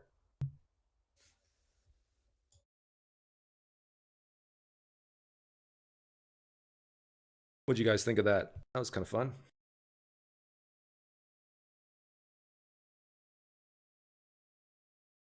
I had to work hard to keep them focused on one thing at a time. Yeah, there's a lot of good things. Eli, you can watch Apologia's channel on the resurrection.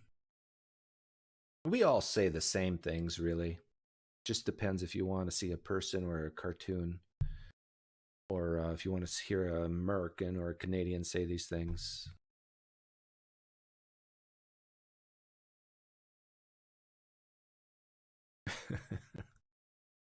Hey, Lamington and Tux, did you see the leaderboard? Let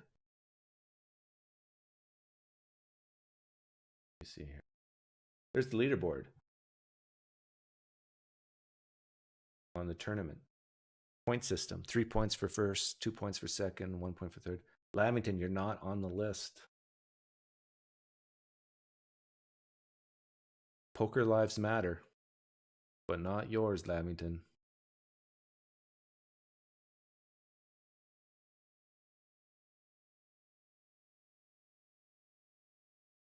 Bread of Life wants you on. Should I do what I did with Nathan? I don't dare go back to Caption Christianity and listen to the boring Habermas. Bread of Life. Oh yeah, she did lose viewers. I don't see a link.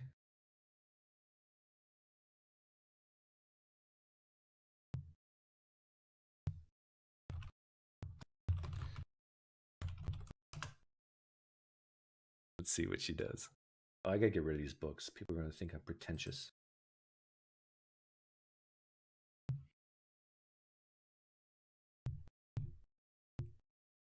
She hasn't noticed yet.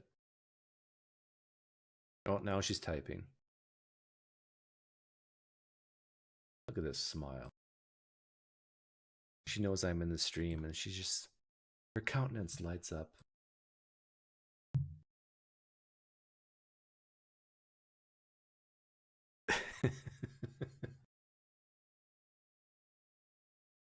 Okay, I'm willing to take more theist callers.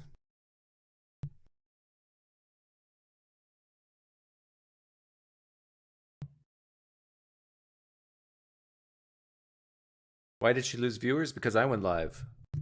A lot of you atheists watch her.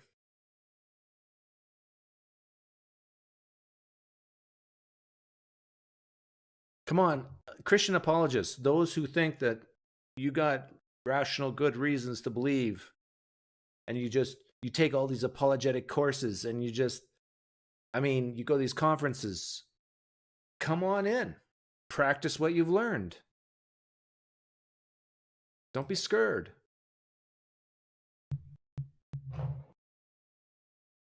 She said I work for the devil. She speaks the truth.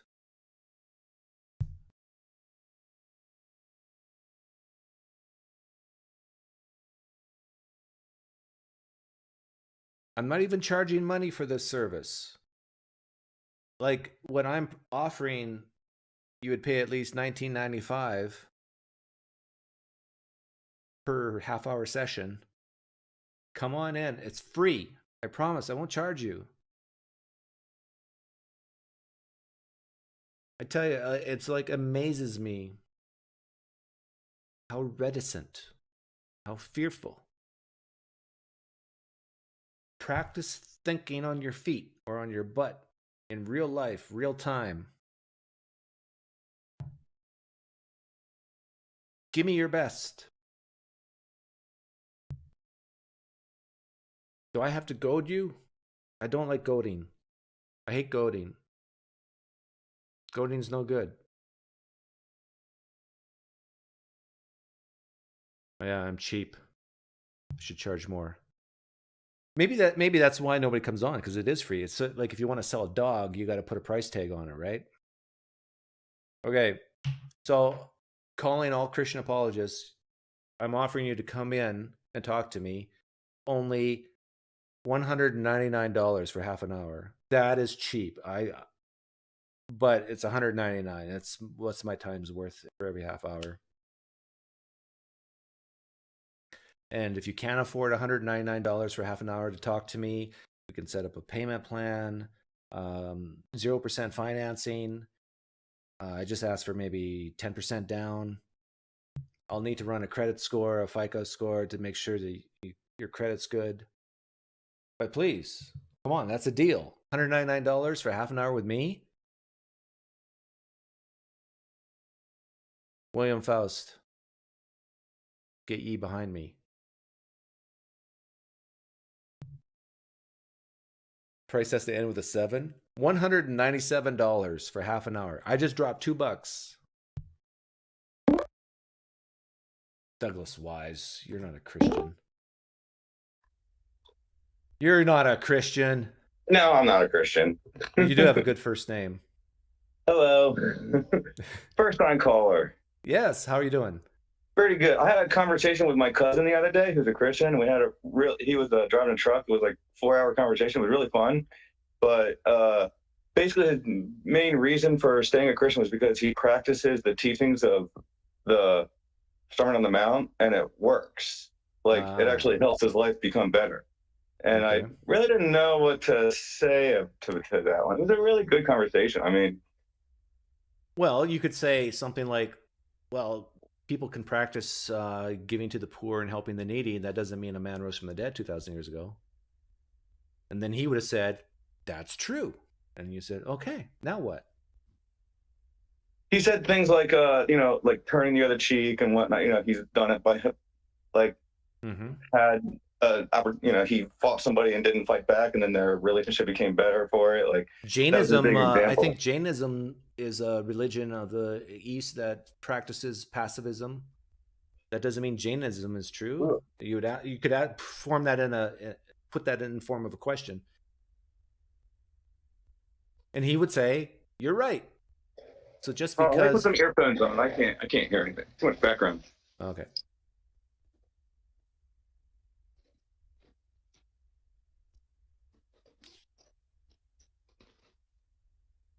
Isn't Jainism pacifistic? Like, they don't even kill bugs. Hello? Yeah. Can you hear me better now? No. Did you just go deaf? Lord, I pray in the name of Jesus that Douglas Wise will get his hearing back. I tried to put my headphones on because it's on speakerphone, but it didn't work. But can you hear me on speaker? Yeah, you're on speaker right now. You're good. Okay. Well, yeah. So basically, you just got to use counterfactuals. You got to use things like, pacifism might be a good way to live, but that doesn't mean the core propositions of Christianity are true. Yeah, it has nothing to do with the truth value of the and your friend claims. And I'm quite sure your friend who you're talking to will agree with that. And then he's going to go, Like, every religion has some probably good things about it that work. I thought about Mormonism. I read Mormonism. I read the Book of Mormon when I was in a hotel one day. And on the first page, it says, read the Book of Mormon, follow the teachings, and then you'll know that the Book of Mormon is true. Yeah. Like, is that really a good way to know that it's true? But anyway, thanks for the conversation. Yeah, keep using the outsider test of faith with your friend. What's your friend's name? Justin. He's my cousin. We know each other our whole lives, so. Oh, Justin. Well, yeah, we know each other really well. He's a truck driver? No, he was driving across country with a friend, and they were moving with a U-Haul truck. Needed a helper. Well, why don't you contact Justin right now and tell him to hop on? I'll try. Okay. Oh, and you said you want to play poker, right? Yeah, I love poker. I suck, but I have a lot of money. There we go. You are my man. Here, let me give you the email address, and I'll put you on the list. See it there in the chat? Yeah, thanks. Okay. Take care. Will do. All right, see ya. Bye. Yes, another victim. I mean, another friend to play with.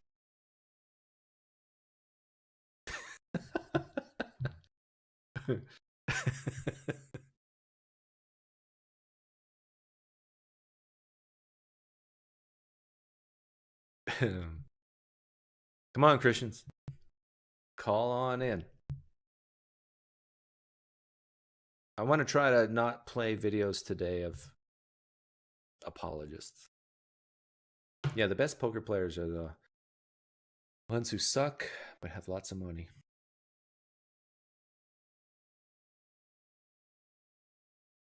Lines are open. I only charge $197 for half an hour. But if you're really good, I might show grace and forgive you of that debt. Because I can.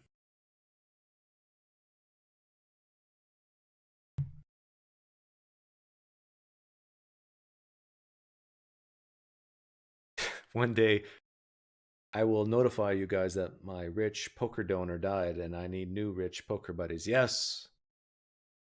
Yes.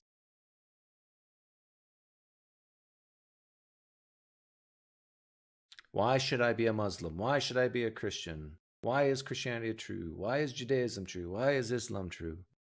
Give me your best apologetic arguments. No bloviation, and I won't bloviate. In fact, if you don't even want to talk about you, if you just want to talk about me, I'll talk about me and what I believe or don't believe. Water boils at 100 degrees. Coincidence? I think not. That's funny. I will call if you pay me, says Eve. Ooh. Are you a theist, Eve? Actually, we could set something up like that. Pay per view. In order to get theists to call in, we have to pay them. Let's see. How much does it take to get Eve in here? Look, Eve. Are you ready? No? That's not enough? Hey, Eve. Come on. We got a 5. Not enough? Come on, Eve. We got a 10. Not enough? I can't believe I have all the bills here. Here's a 20. I got 100 in my wallet.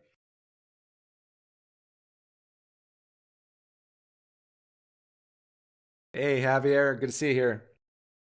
Do you have troubles getting true Christians on your show too?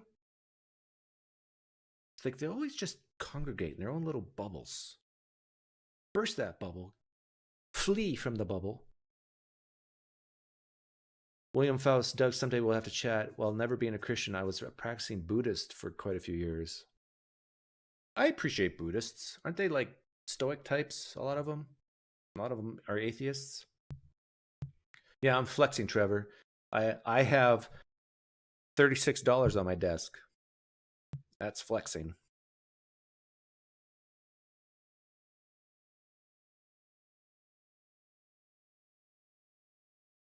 Show me $1,000 bill. They don't make those anymore. They used to, Eve. But Eve, did you answer my question? Are you a theist? My dog thinks you are.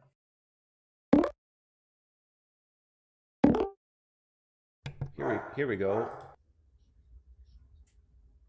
Hey, Nala, it's okay. The Christians are not barging in. You're fine. Hey, Arturo. Is that how you say it, your name? Oh, yeah, wait. Can you hear me? Yes, I can hear you loud and clear. Okay, so I guess I'm going to close the other tab, right? Yep. Okay, all right. So I guess we were talking about theism in general, right? Yes, just hang on a second. Okay. Yeah, that guy who tried to break in is now dead. Okay, go ahead. Yeah, so basically I have a kind of a non-traditional view of Christianity, and I guess probably most Christians would consider me heretic in my views. But the way I arrived in Christianity was not through scripture. It was through first going through some brainstorming, some reasoning, philosophical reasoning, and examining reality and so on. And then slowly a belief system formulated out of this, which had a creator in it. And then I was starting to ponder about, what could be my reason, what could be the meaning of my existence in this reality. And then my conclusions at the end of this philosophical brainstorming kind of led me to the same crude essence that the New Testament is about. It's not the Bible, the New Testament, because I don't believe Jesus' messages needs to stand on anything but on its own. So I basically reject the prophecies coming from the Old Testament. Well, let's keep this simple. Let's keep this simple. Okay. What do you believe? I believe that Jesus' message of salvation and living a life aligned towards love is the meaning of life, and that will get you your salvation, which is rejoining the presence of a creator. Okay, so you believe a creator exists. Yes. And that it's loving. Yes, and we are here in an evaluation Each of us has a different situation. The situation can be very bad, can be very good, and we got this situation for some reason. Okay, but why do you believe a loving God exists? I see as each human carrying predispositions towards love and selfishness. Those are two poles that are kind of dominating every human throughout life. Love and what? And selfishness. Okay, then why don't you believe in a selfish God? Because if I would assume that the selfish God would create this reality, I would expect a lot more equality. I would expect a lot more. Think about it. The Creator is assigning your situation. You are either a peasant in the Middle Ages, you're a prince, or you're a rich guy, you're a talented person. I would expect. These assignments kind of determine whether you're going to be successful in life or not. Right, but when I asked you why you believe in a loving God, you said because you see love in people. Yes. I see it as predispositions, and for me to believe in an evil God, I would expect the setup to be a little different. How? For example, if the Creator wants to have fun at our misery, then I would expect a lot more equal playing ground. So each individual would be starting out a lot more equally, and then see which one is making more of it. You're saying that an evil God would have more equality? I think so. Yeah. Most people would say the opposite. I don't think so, because for example, if you're a god, let's picture a gladiator game. If there's a gladiator game and there's 100 gladiators and there will be 10 swords given out. Obviously, whoever you give the sword will be doing better in a fight. So it's not really interesting from a creator's perspective. That kind of setup is not really interesting. If the God is evil, it would be much more interesting for the creator to have a lot more equal playing field. I don't quite understand, but that doesn't matter. Could humans show love and selfishness and a God not exist? If a God doesn't exist, yes. The whole setup could also be functioning without a God. Now, the reason why I do believe that there's a God versus there's no God is because of the problem of consciousness. Okay, so you believe that because there's consciousness exists, therefore God. That's the bottom line argument. Yes. Could consciousness exist? Could consciousness exist and a God not exist? I don't believe so. Okay. What is? I don't believe so. I mean, you could basically take your observations. You can go down to the theoretical physics level and notice your 12 fields of quantum fields and particles and all that, and you can maybe somehow reason because you see these things. Obviously, you see animals, you see other humans, and that you can say, okay, since all these things are from these. I'm curious. I want to delve into this consciousness thing, but in a completely different way that most people do. Let's pretend that all humans didn't exist, but we have dogs. Would the consciousness of a dog be enough to say that God exists? If there would be no humans? Yeah. No. Imagine no humans in the world, but all the other animals exist. Would the consciousness of those other animals be enough for you to say that if I would be a dog, then maybe I would ponder about that. Yeah, but since I'm not a dog, I cannot ponder about that. I am my only certainty, which my existence is my only certainty, and in that certainty, I'm a human, so I cannot really say. But let's say you're like some type of weird outside perspective, and you're looking at planet Earth.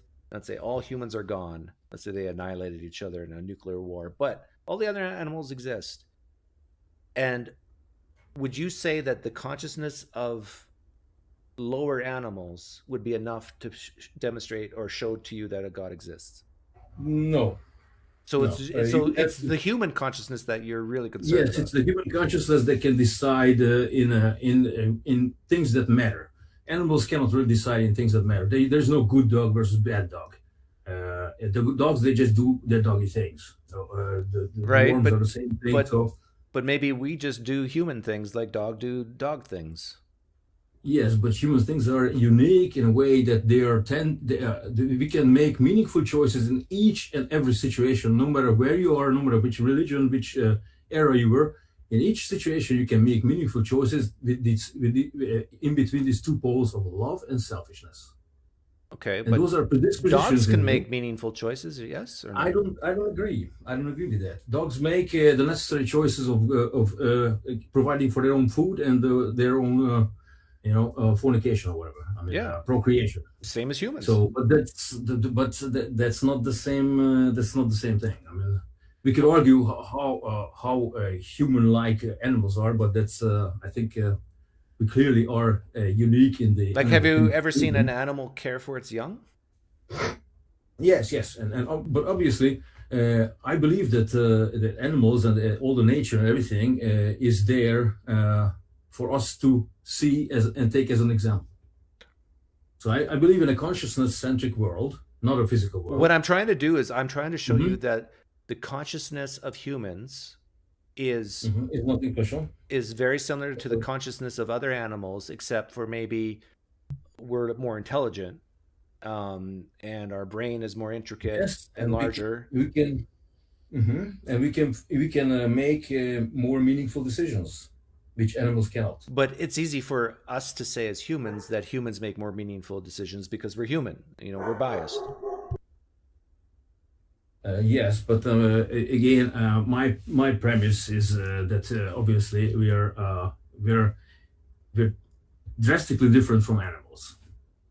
Human life and human values, the things we create, music, art, it is drastically different to be considered on par with animals. So it's. Do you not see humans as animals? We are animals.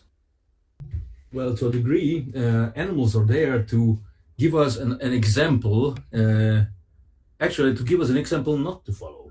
No, but I'm saying that you and me, are animals. In a way, there are similarities. Yes. How are we not animals? We have a conscious soul that is a different. Soul. How do you know we have a soul? I experience it. You experience a soul? Yeah, I experience my soul. Yeah, that's the way I know. That's the only certainty of knowledge that I have. Okay, actually, but dogs don't have souls. I don't believe that dogs they have the same kind of soul as we do, if they have a soul at all. I mean, to be if you want to dig down in my belief system, I actually believe that we are existing in a simulation. So reality is not particle based, but those particles are actually rules in a simulation world. And you believe we're in the Matrix? No. It's not run by computers. But the Matrix like. Well, I actually haven't even seen the full movie Matrix, so I cannot really comment. Oh, you gotta watch it. As far as I understand, they run on computers, right? Yeah, but you're saying the simulations run on the mind of God, right? Exactly. Yeah. Yeah. Simulations run in the mind of God. We are a small thread of it, and actually, I don't believe that human souls were created by God. I think human souls are eternal, just like God's existence. But somehow, on the way, we got screwed up. We screwed up something, and I take the story of Adam and Eve and the fallen angels as a metaphor for all humans. Is there any way to falsify what you're saying? Yeah, of course. I mean, we'll find out after we die. Okay, so the way we falsify what you're saying is to wait for death. Okay. As far as the simulation, I actually devised one experiment that could actually falsify me. Okay, which would be if you take a supercomputer and break my body down into all the quarks and all the atoms and everything, and reconstruct it in a next pod, and to result in a second me, like my clone or something, or by teleportation or whatever. Then, if that entity that you create based on the exact copy of me will have the same consciousness, meaning my same memory and feelings and plans and the whole thing, then I say it's possible. We don't live in a simulation, and the physical world is possible to construct reality and consciousness. That would be my test. I think my test would be better. My test would be, especially for consciousness being this immaterial soul stuff, which I think you're saying that's the case. We get the technology that we can kill people and bring them back to life anytime we want with like 99.99999% effectiveness. And then we start asking people, okay, we're going to kill you now. There's a random generator number above. Nobody can see it. It has a different number every half hour. We're going to kill you. Go up there, because consciousness is not material. It's not located in your body. I can, and just go up there and get the number back, and we'll bring it back to life and tell us what the number is. Well, I mean, it's the same thing. I mean, if you can reproduce or produce a human consciousness from material, if somebody can tell me how to arrange quarks so that necessarily in a certain combination they will necessarily result in a conscious awareness, then I say I might be wrong. Yeah, and so if we can build a robot that has consciousness, then you would say your simulation is theory is maybe it's less likely. I mean, a robot is artificial intelligence. It's a little bit different than a human consciousness. I don't. Or know if you and I could someday upload our brains onto a computer, and that computer now actually thinks exactly like we do, then would that falsify your position? If I can ask the computer what would be your plans and desires, and they could tell me. Yeah, what number are you thinking about right now? And the computer answers for you. Maybe not even that, because that could be statistically modified. But okay, what are your dreams and what are your plans and desires? And the computer would say the same thing as my dreams based on my whatever inputs. Then I say, okay, well, this is, I might be wrong here. Yeah, yeah. So I'm just going to wait. I'm just going to wait for that to happen or not, or the random number generator thing to happen or not, and then at that point, I'll believe what you believe. Yeah, but I mean, I see that as less likely than if we're actually in a consciousness-centric reality. And in that case, if I say we're a simulation, that logically and necessarily comes with a creator. Would you say that consciousness is entirely dependent on the brain? No, not at all. The brain is just a manifestation of consciousness and what it can do within the simulation. When did your consciousness start, or do you said it was eternal? Okay. Yes. It didn't start. I appeared in this simulation the same exact way as I lower myself into a dream. If I start dreaming at night, I'm out of this context and I'm entering a limited context of my dream. So I'm not even aware. So you existed a billion years ago, but you just didn't know it? Billions, I don't know, billion years, but for sure, not for sure, but I believe that I existed before. Yes, and that previous existence actually explains my situation here. Why am I so lucky or unlucky? Why do I have to suffer so much? This sounds like reincarnation. Yes, in a way, but it's not a reincarnation into the same reality here. And if you don't get it this time, you just do it the next time. I don't believe in that kind of stuff. That mathematically doesn't work. But a phase where you screwed up something, you got cast to this simulation, and there's a queue of people to enter.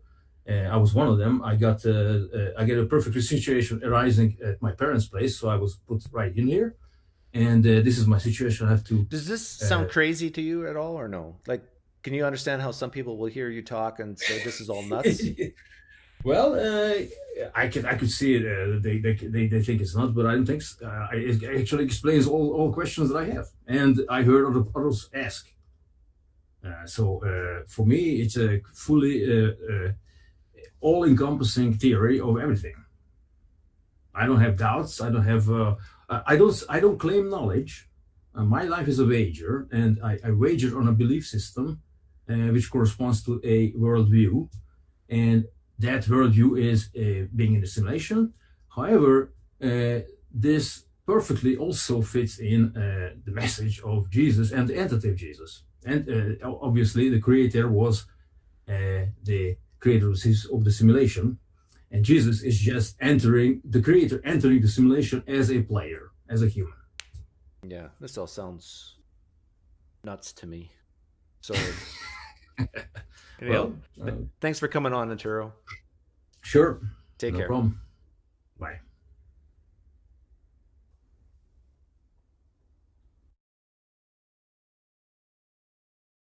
Just when you heard it all, right? Actually, this is not too far different than what Inspiring Philosophy believes. Did you know that, Christians? I'm surprised he didn't bring up the properties of waves being both particles and waves, the properties of light.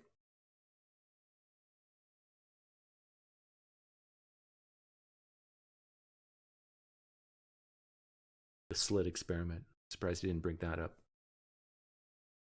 That's what Inspiring Philosophy would have done. But I appreciate him in the sense that I can say, this sounds nuts to me, and he doesn't take offense. So that's good.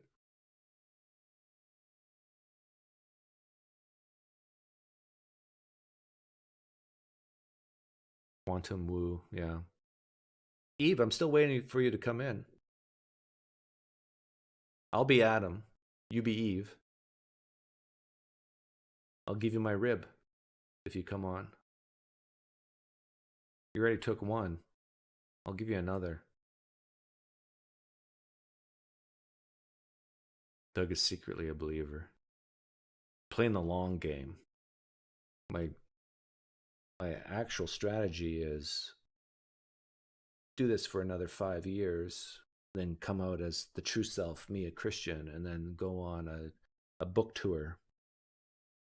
I'll be rich.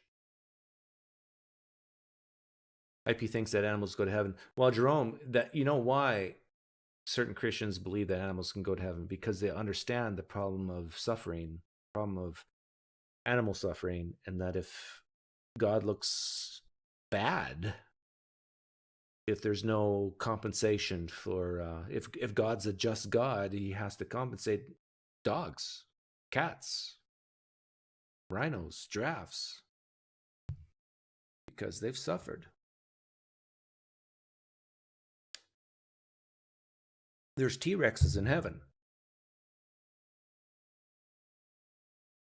but they have long arms so they can play the piano. T-Rex is playing the piano in heaven. Review the IP and Holy Kool-Aid debate? That doesn't sound interesting to me.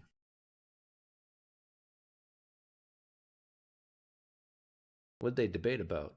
Consciousness? Hey, I'll let Javier in. It's been a while since I've seen him. Javier! Mr. Pinecreek himself in the flesh. In the flesh. What's going on? Not only am I in the flesh, I'm of the flesh. I don't see any other way. I got a quick question for you. Something I really wanted to discuss with you. If I was hoping to do it if I got you on my show. Do you have any objection to deism particularly? I know we talk a lot about theism, but what about the deistic version of God? Yeah, I don't have a big push against it. If people want to be deists because it helps explain why we're here, so be it. Yeah. Well, where do you stand on the atheist perspective? Are you someone, because I don't personally adhere to the whole there is no God, and there are people who will claim that they know there isn't a God, but I just lack the belief in a God. Yeah, this is that whole issue about certainty. Like, what do you mean by no? That you're certain? But if you view the word no as you're very, very confident based on evidence or lack of, I would say I'm a hard atheist. But I'm a closeted hard atheist, so I don't tell people that. Yeah. So if you were to ask me directly if I'm a hard atheist, I will deny it because I'm closeted. Yeah. See, this is one thing that I ponder with Christianity particular, or any religion for that matter. When people make the claim that their religion is true, and a lot of times we hear theists say well, if God is real, then all of the claims in their holy book are justified. If God is actually real, he could have allowed a man to live in a well. He could have raised Jesus from the dead. He could have defied all of the laws of physics, basically. Yeah, could have. Yeah, doesn't mean much, right? Could have. But rationally, intellectually, I would have to lend the ground to them. If God is real, hypothetically speaking, he could have done those things. Yeah, and we could have been created 2 seconds ago with all the past memories in. But at what point? But we have to ask ourselves: do we have good reasons to believe these things? Yeah, true. And here's the part that really gets me, because I'm a nihilist and at heart, and I don't necessarily even believe that we can prove with any 100% accuracy that what we're experiencing is true. We can never say with 100% accuracy that we know. Well, actually, we can prove that, in quotes, that what we experience a lot of times is not true. Yeah, for the most part, our perception of what we experience we got blind spots in our eyes where our retina's attached, and our brain has to actually make sense of it. The parallax with our 2 eyes being separate, our brains. We never see reality for what it is. Yeah, true. Which would then lead us to assume, how can we ever make any truth claim? I guess that would go to the famous quote, "I think, therefore I am." And some people would assume that's the bare minimum that we could actually claim. Yeah, I would say we can make truth claims based on the evidence and our method of arriving to certain claims, based on some type of verification, some testing, some falsification. Now, Christians listening to this right now, or theists listening, they're screaming, "This is like scientism. This is whatever."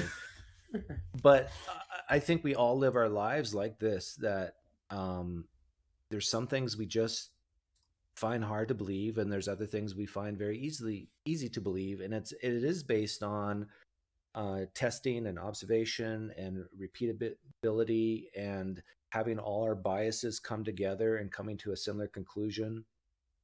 Yeah. See, here's the thing that really gets me. There are people out there who are religious, who are dead set on believing in a God because they had a personal experience. Yeah, those are crazy people. Yes. But hear me out. which is almost everyone, right? Yeah. I spend a lot of time trying to prove myself wrong just as much as I debate other theists. And we only can rely on the things that we can experience. I know that religious people like to throw on atheists that they have faith in things. I don't necessarily believe that we have faith in the sense that they mean, but I have to assume with a certain amount of credibility that I have faith that what is happening is truly happening, because I can never 100% prove my reality to be the true reality. Yeah, right? but I agree with that, but I want to emphasize that I promote spitting on that idea of 100% proof. Like, you would have to be omniscient to get that level of certainty. Now, when I say certainty, I mean, like, you can't be wrong. Yeah. But there's very few things that we can't be wrong with, if at all, except for maybe our own experience. Yeah. And what we really rely on is other people's input. We have to verify that other people are experiencing the same thing that we're experiencing, and we have to come together as a collective, basically man sharpen man or woman sharpen women. We have to test our ideas and our beliefs against what other people are experiencing. And that's kind of like the closest we can get to verifying, or at least acting. Yep, I agree. In a sense. Yeah, so all of these Christians who believe in these things, many of them claim to have an experience that God came to them or spoke to them, or they received some kind of miraculous miracle or something. Yep. And they're verifying these experiences with other people who are having similar experiences as they are. Yeah, and in the same tribe, Christianity or Islam or Mormonism. Yeah, within the same tribe. Yep. So the thing that I wonder the most, right? A lot of times people bring up the question, well, what is the alternative? They offer up a God or some supernatural being that's outside of space or time, right? Which they can never verify. And they say atheists don't have an alternative explanation, which we don't need an alternative explanation. I'm 100% there. Explanation for what? On how the universe came to be, or why life began in the first place. I got an explanation, but... Oh, I'd love to hear it. The universe has always existed with a capital U. The universe has always existed with a capital U. Yeah, the cosmos. It never came into existence. Now, our universe did, and it has a shelf life of 4.6 billion years. But I can just say that the cosmos is a necessary property of existence, and it's just always existed. It's eternal. Would you be able to verify that? Do you have anything that could back up that claim? No, but I could just say that that's my belief, and this is exactly what a theist would say about God. The difference between what I'm saying and what they're saying is that I'm not introducing a new category of reality.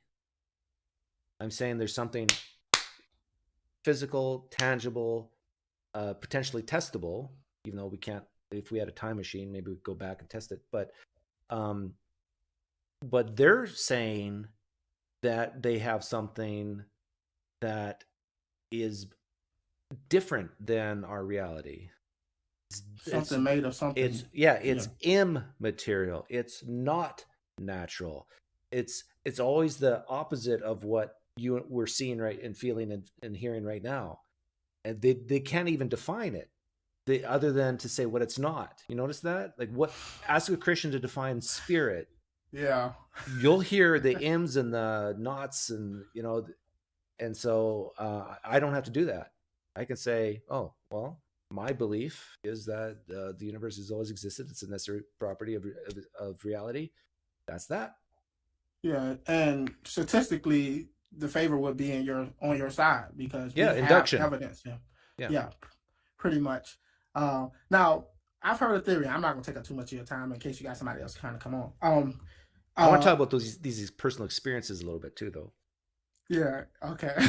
These I've heard the theory from physicists who say that there theoretically could be different dimensions. Like we live in a 3-dimensional plane, whereas there could be a 4th-dimensional plane, whereas there could be somebody inhabiting that 4th dimension that could reach down into the 3rd dimension and alter things and change things that we couldn't see or we couldn't perceive because they're in a different dimension and we can't actually see in 4 dimensions. I've heard physicists claim this. I'm not necessarily too privy on exactly if that's true or not, but they said it works mathematically. Are you open to that being a possibility? Sure, but that's like asking, am I open to the idea of unicorns farting Skittles? Like, at some point we have to be able to test it and verify it. Is it potentially falsifiable? And if not, like, who cares? At some point you just have to say, well, okay, yeah, that could be true, but who cares? Yeah, I think I just get fascinated with the potentials and try to chase it down where I can. You said something about the experiences.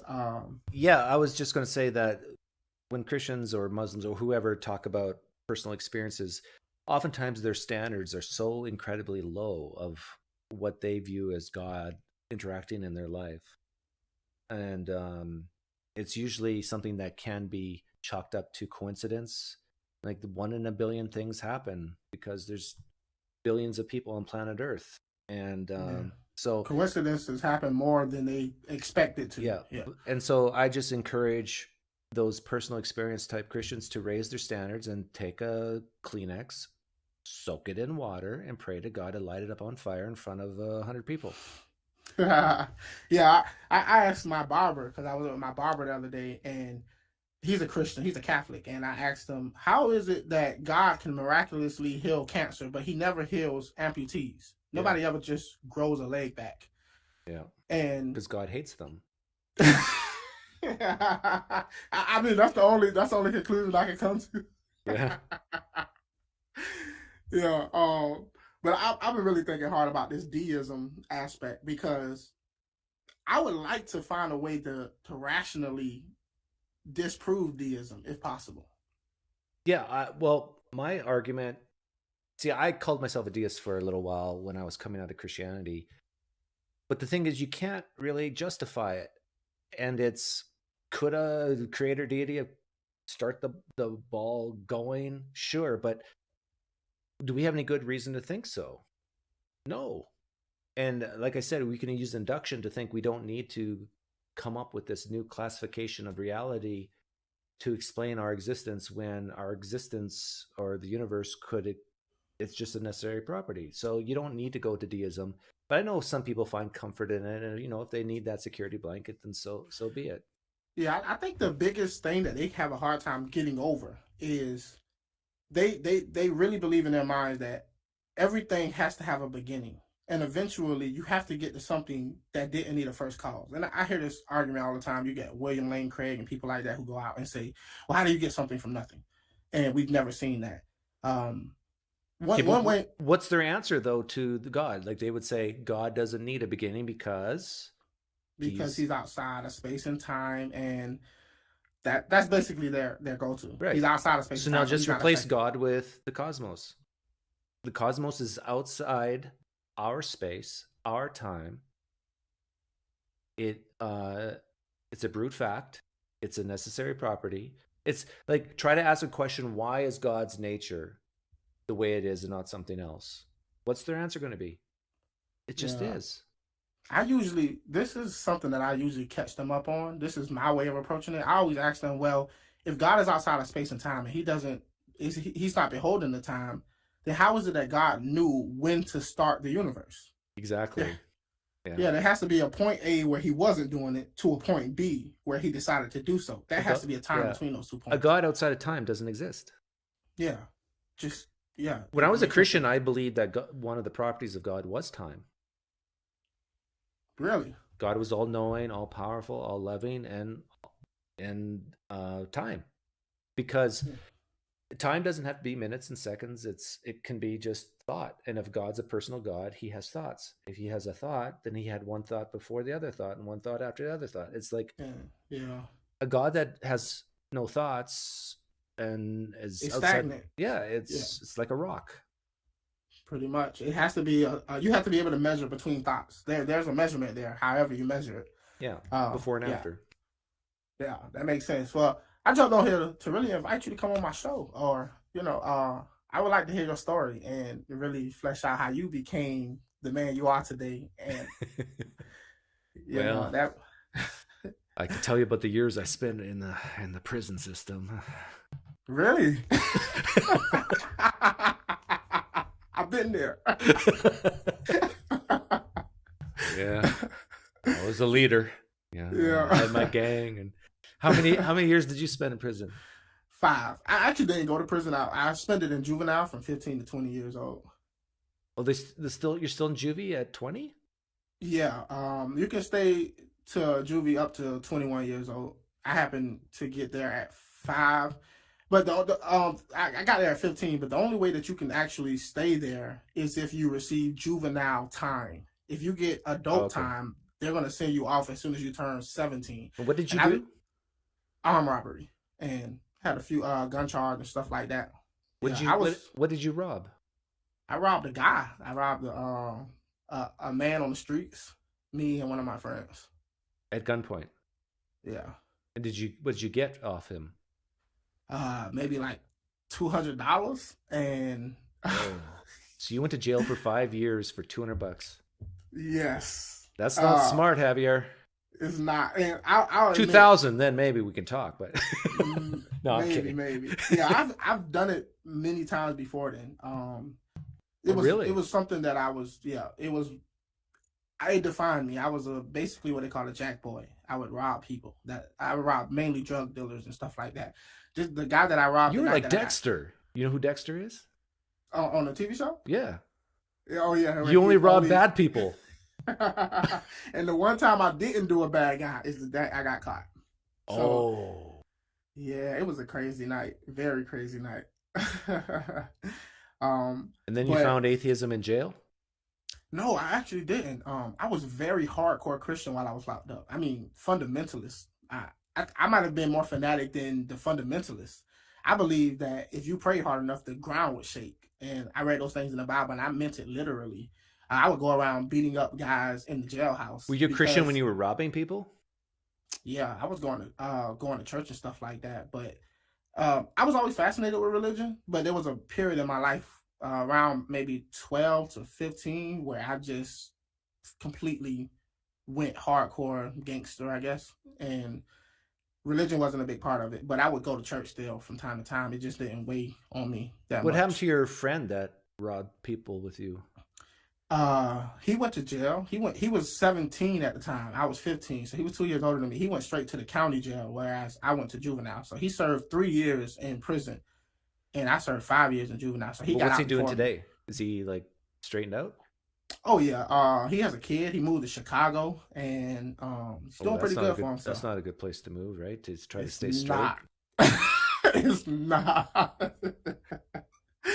Yeah, but he got out before me. He actually did 3 years and got out before me. I was a little jealous. But it works out. But how come he served less time than you? Because he actually got 10 years, but he served 3. He got out on parole or probation. But you didn't? No, I had to serve the full 5. It was like a plea deal that I took. Either I took 10 to 20 years in prison, or I took the 5 years in juvenile. So the judge actually, I know a lot of people don't hear this, but as a black man, I actually got off very easy. And the judge actually gave me a chance. And my father was the one that actually made that possible. He went up there and talked to the judge, and he touched the judge's heart in such a way that the judge said, you know what? There's a chance for you, and I'm going to give you that chance. So 5 years juvenile max, take it, out the door. I wonder if the judge is happy that now you're an atheist with a YouTube channel. Which is crazy because I had pastors and stuff like that going up there to speak on my behalf in court and all. Like I had the whole religious community going up there trying to like plead on my behalf. That was like I was heavy into the church even while I was robbing people. It was, but which is interesting, which shows that the belief in Jesus, the rising from the dead, doesn't mean anything necessarily to how practically you live your life, right? Yeah, most of the people that I were locked up with were religious believers in something. You know, I didn't meet any atheists while I was locked up. Not one. That's because atheists are nice people. Pretty much. That's why I tell people atheism saved me. Even after that's amazing. Even after I got out, I went to a cult church, a very cult-like church. I mean, the women had to dress a certain way. They had to wear these long gowns. The men had to wear suit and ties everywhere they went. You couldn't work anywhere where they sold booze. Like there were the women were cleaning the pastor's house. Like this is the type of church I went to after I got out. But I only went there because I was desperate. I was not believing in God anymore, and I was trying to hold on to my faith. And I just felt like I needed something radical to bring me back to God.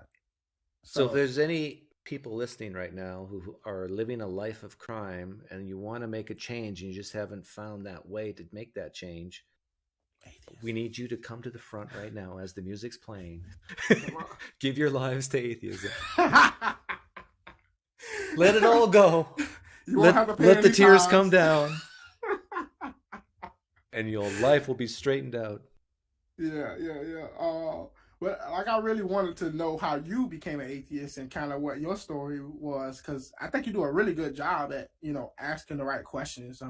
Well, I'll give you the short version, and you can feel free to use it on your show as a clip or whatever. But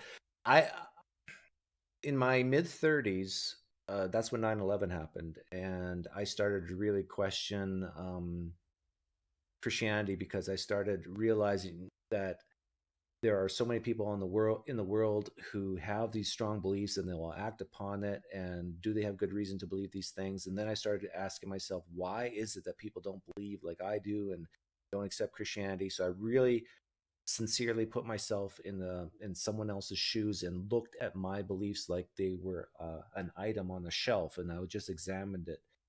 And I came to the conclusion that I would not believe in any other belief based on the same evidence that I had for Christianity. that it wasn't sufficient to believe it. Just because a book says something doesn't make it true, of course. And at what level do we just pile all these arguments on top of each other and we say, oh, now I believe it? And so, but I was married to a Christian, still am, and it was very difficult to leave. I found myself outside the church and not missing it, and actually feeling relieved and good.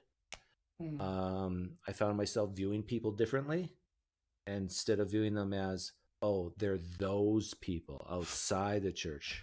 Now I'm just viewing people as people, which was very liberating and good, I think. So that took about 5 years. Called myself a deist for like, I don't know, 6 months or so. And then I was really challenged by atheists when I was a deist. Like, well, why exactly do you believe even that? Like, there's no reason to. And yeah, you're right. I found myself just at a loss to try to defend even general deism. And so I remember the first time I came out as an atheist, it was on a platform called Blab. I don't know if you ever heard of it, but and it kind of felt really bizarre and weird the first time. Like I thought I might get hit by lightning or something. And I just had a guy on my show who felt like that. He just became an atheist. Yeah.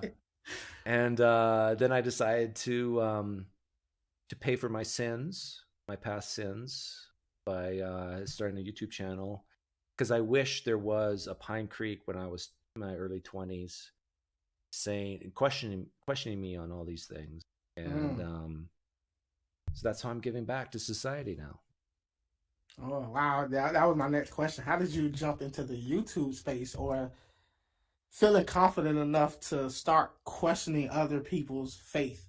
That was a major step for me. I made a mistake mixing politics with religion. I think so. But other than that, politics nowadays seems worse than religion. I mean, as far as like division, and because a lot of people, when it comes to religion, a lot of people say, oh, you just believe what you want to believe. But oh no, with politics, you got to believe like I do. Yeah, it was actually atheism that threw me into the cuffs of politics. I didn't think about politics at all, and atheists started bringing political issues to me. Like, atheists were very passionate about politics, and but we're not gonna go down that path. But my politics changed. I'd say quite a bit, but I still consider myself leaning right. I took a test the other day, but I didn't like the test and said I was more of a centrist. But don't trust those tests. Don't trust the tests.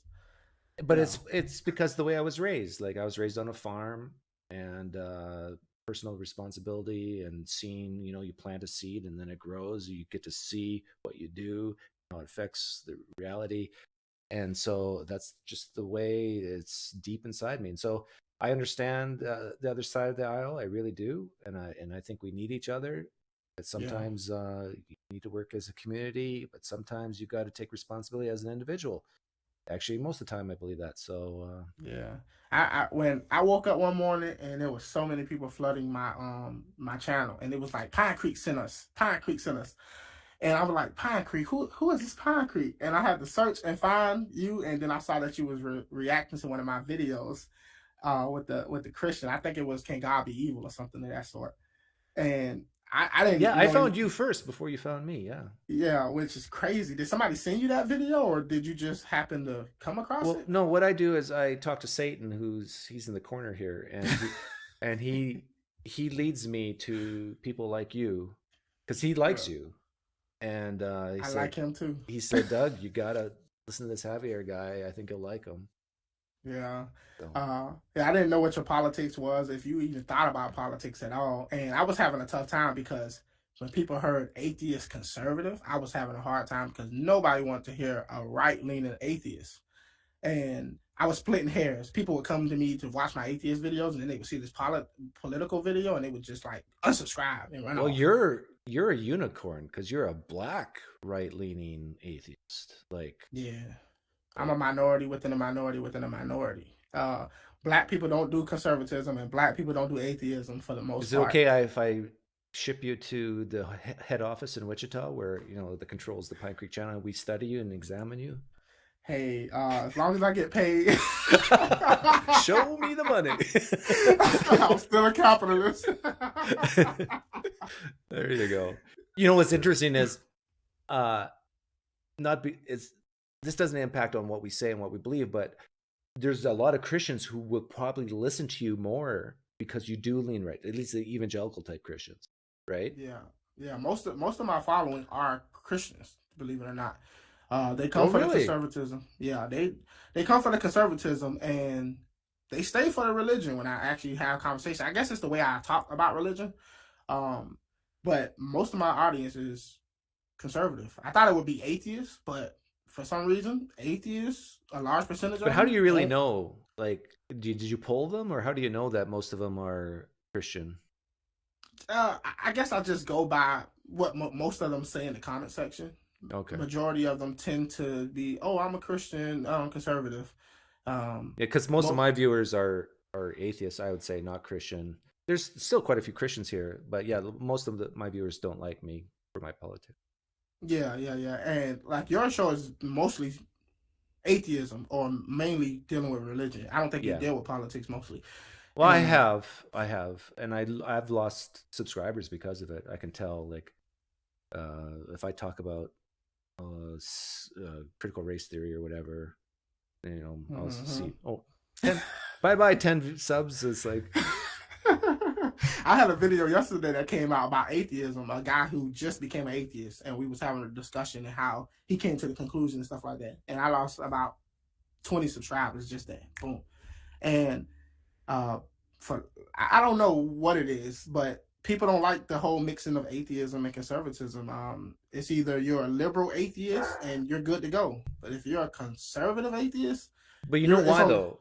It's because if there's no God, if you truly believe there's no God, then basically helping the poor, having a society, increasing well-being is now in the hands of the governments, and whether that means federal, state, local, whatever.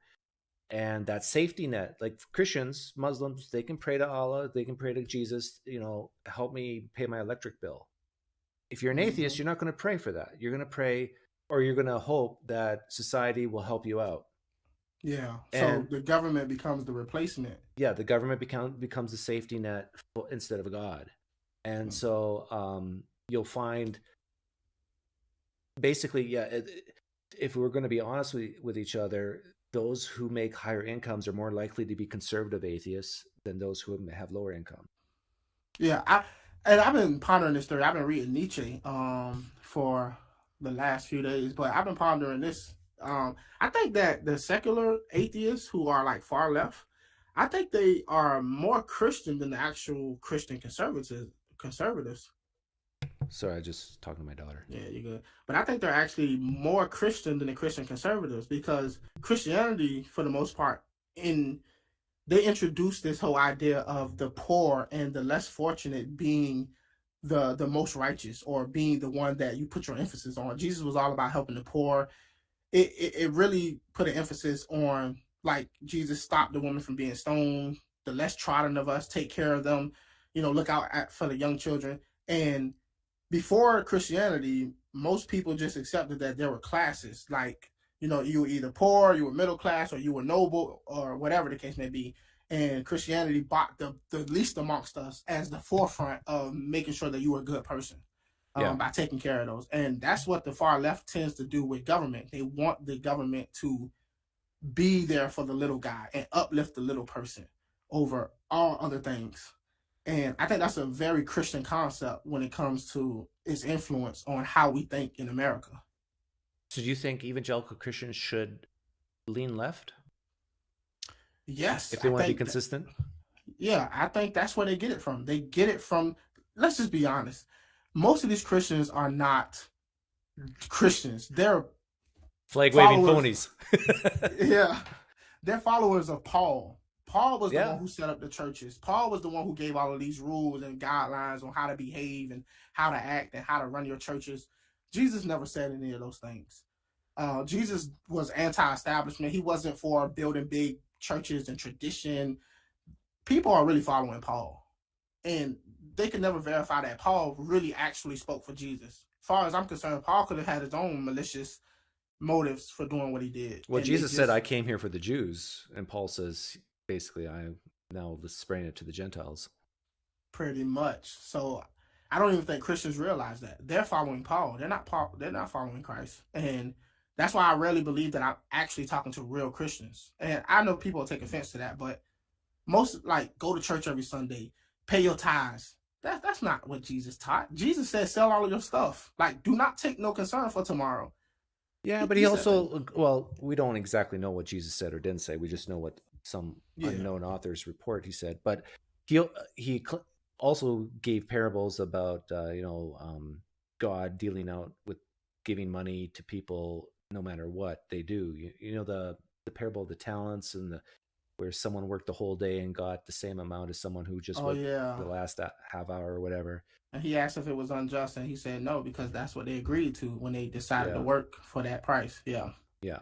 So you can pull out capitalism out, in Jesus. Yeah, that's the Bible for you. You can find pretty much anything to justify any position that you hold. Yeah.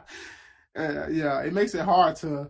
I guess that's why this whole atheism versus religion itself is an ongoing thing, because every time you meet a different Christian, you're probably dealing with their version of God or religion. So you have to address it differently. How often do you have theists come on? Not as much as I used to, but I would say once every month or two. I guess it hasn't been that many recently. I kind of got into the whole music video reactions lately, and that's. But if you wanted to get a theist on every other day, could you? Probably not, but I could probably get one on at least once every week. I know Christians who are willing to come on, and they probably have friends and family who, and I could always reach out to certain other creators who know Christians who can get them on, like David Smalley. I know David Silverman. People like that who have a large pool that they can throw my way. Oh, really? Okay. Yeah. My theory is that Christians are willing to talk about philosophy, but they're not willing to really delve deep into specific theism with atheists. Yeah. That's why I always try to set up my shows. Like, even with that one you saw with Can God Be Evil? I always try to set it up philosophically because I know that's how they're going to come. But I always counteract with the Bible. So I was like, well, what do you believe? And then they tell me what they believe. And I'm like, but how do you deal with what the Bible says here? And then they have to wrestle with that. And because I already know how they're coming. So I already beat them to the punch. I know they got into this William Lane Craig mentality. They just regurgitate everything that people like him say, the apologist. Yeah. And those are actually, in my opinion, the worst people to debate, because I actually want to know what you really think and how you really believe, not what.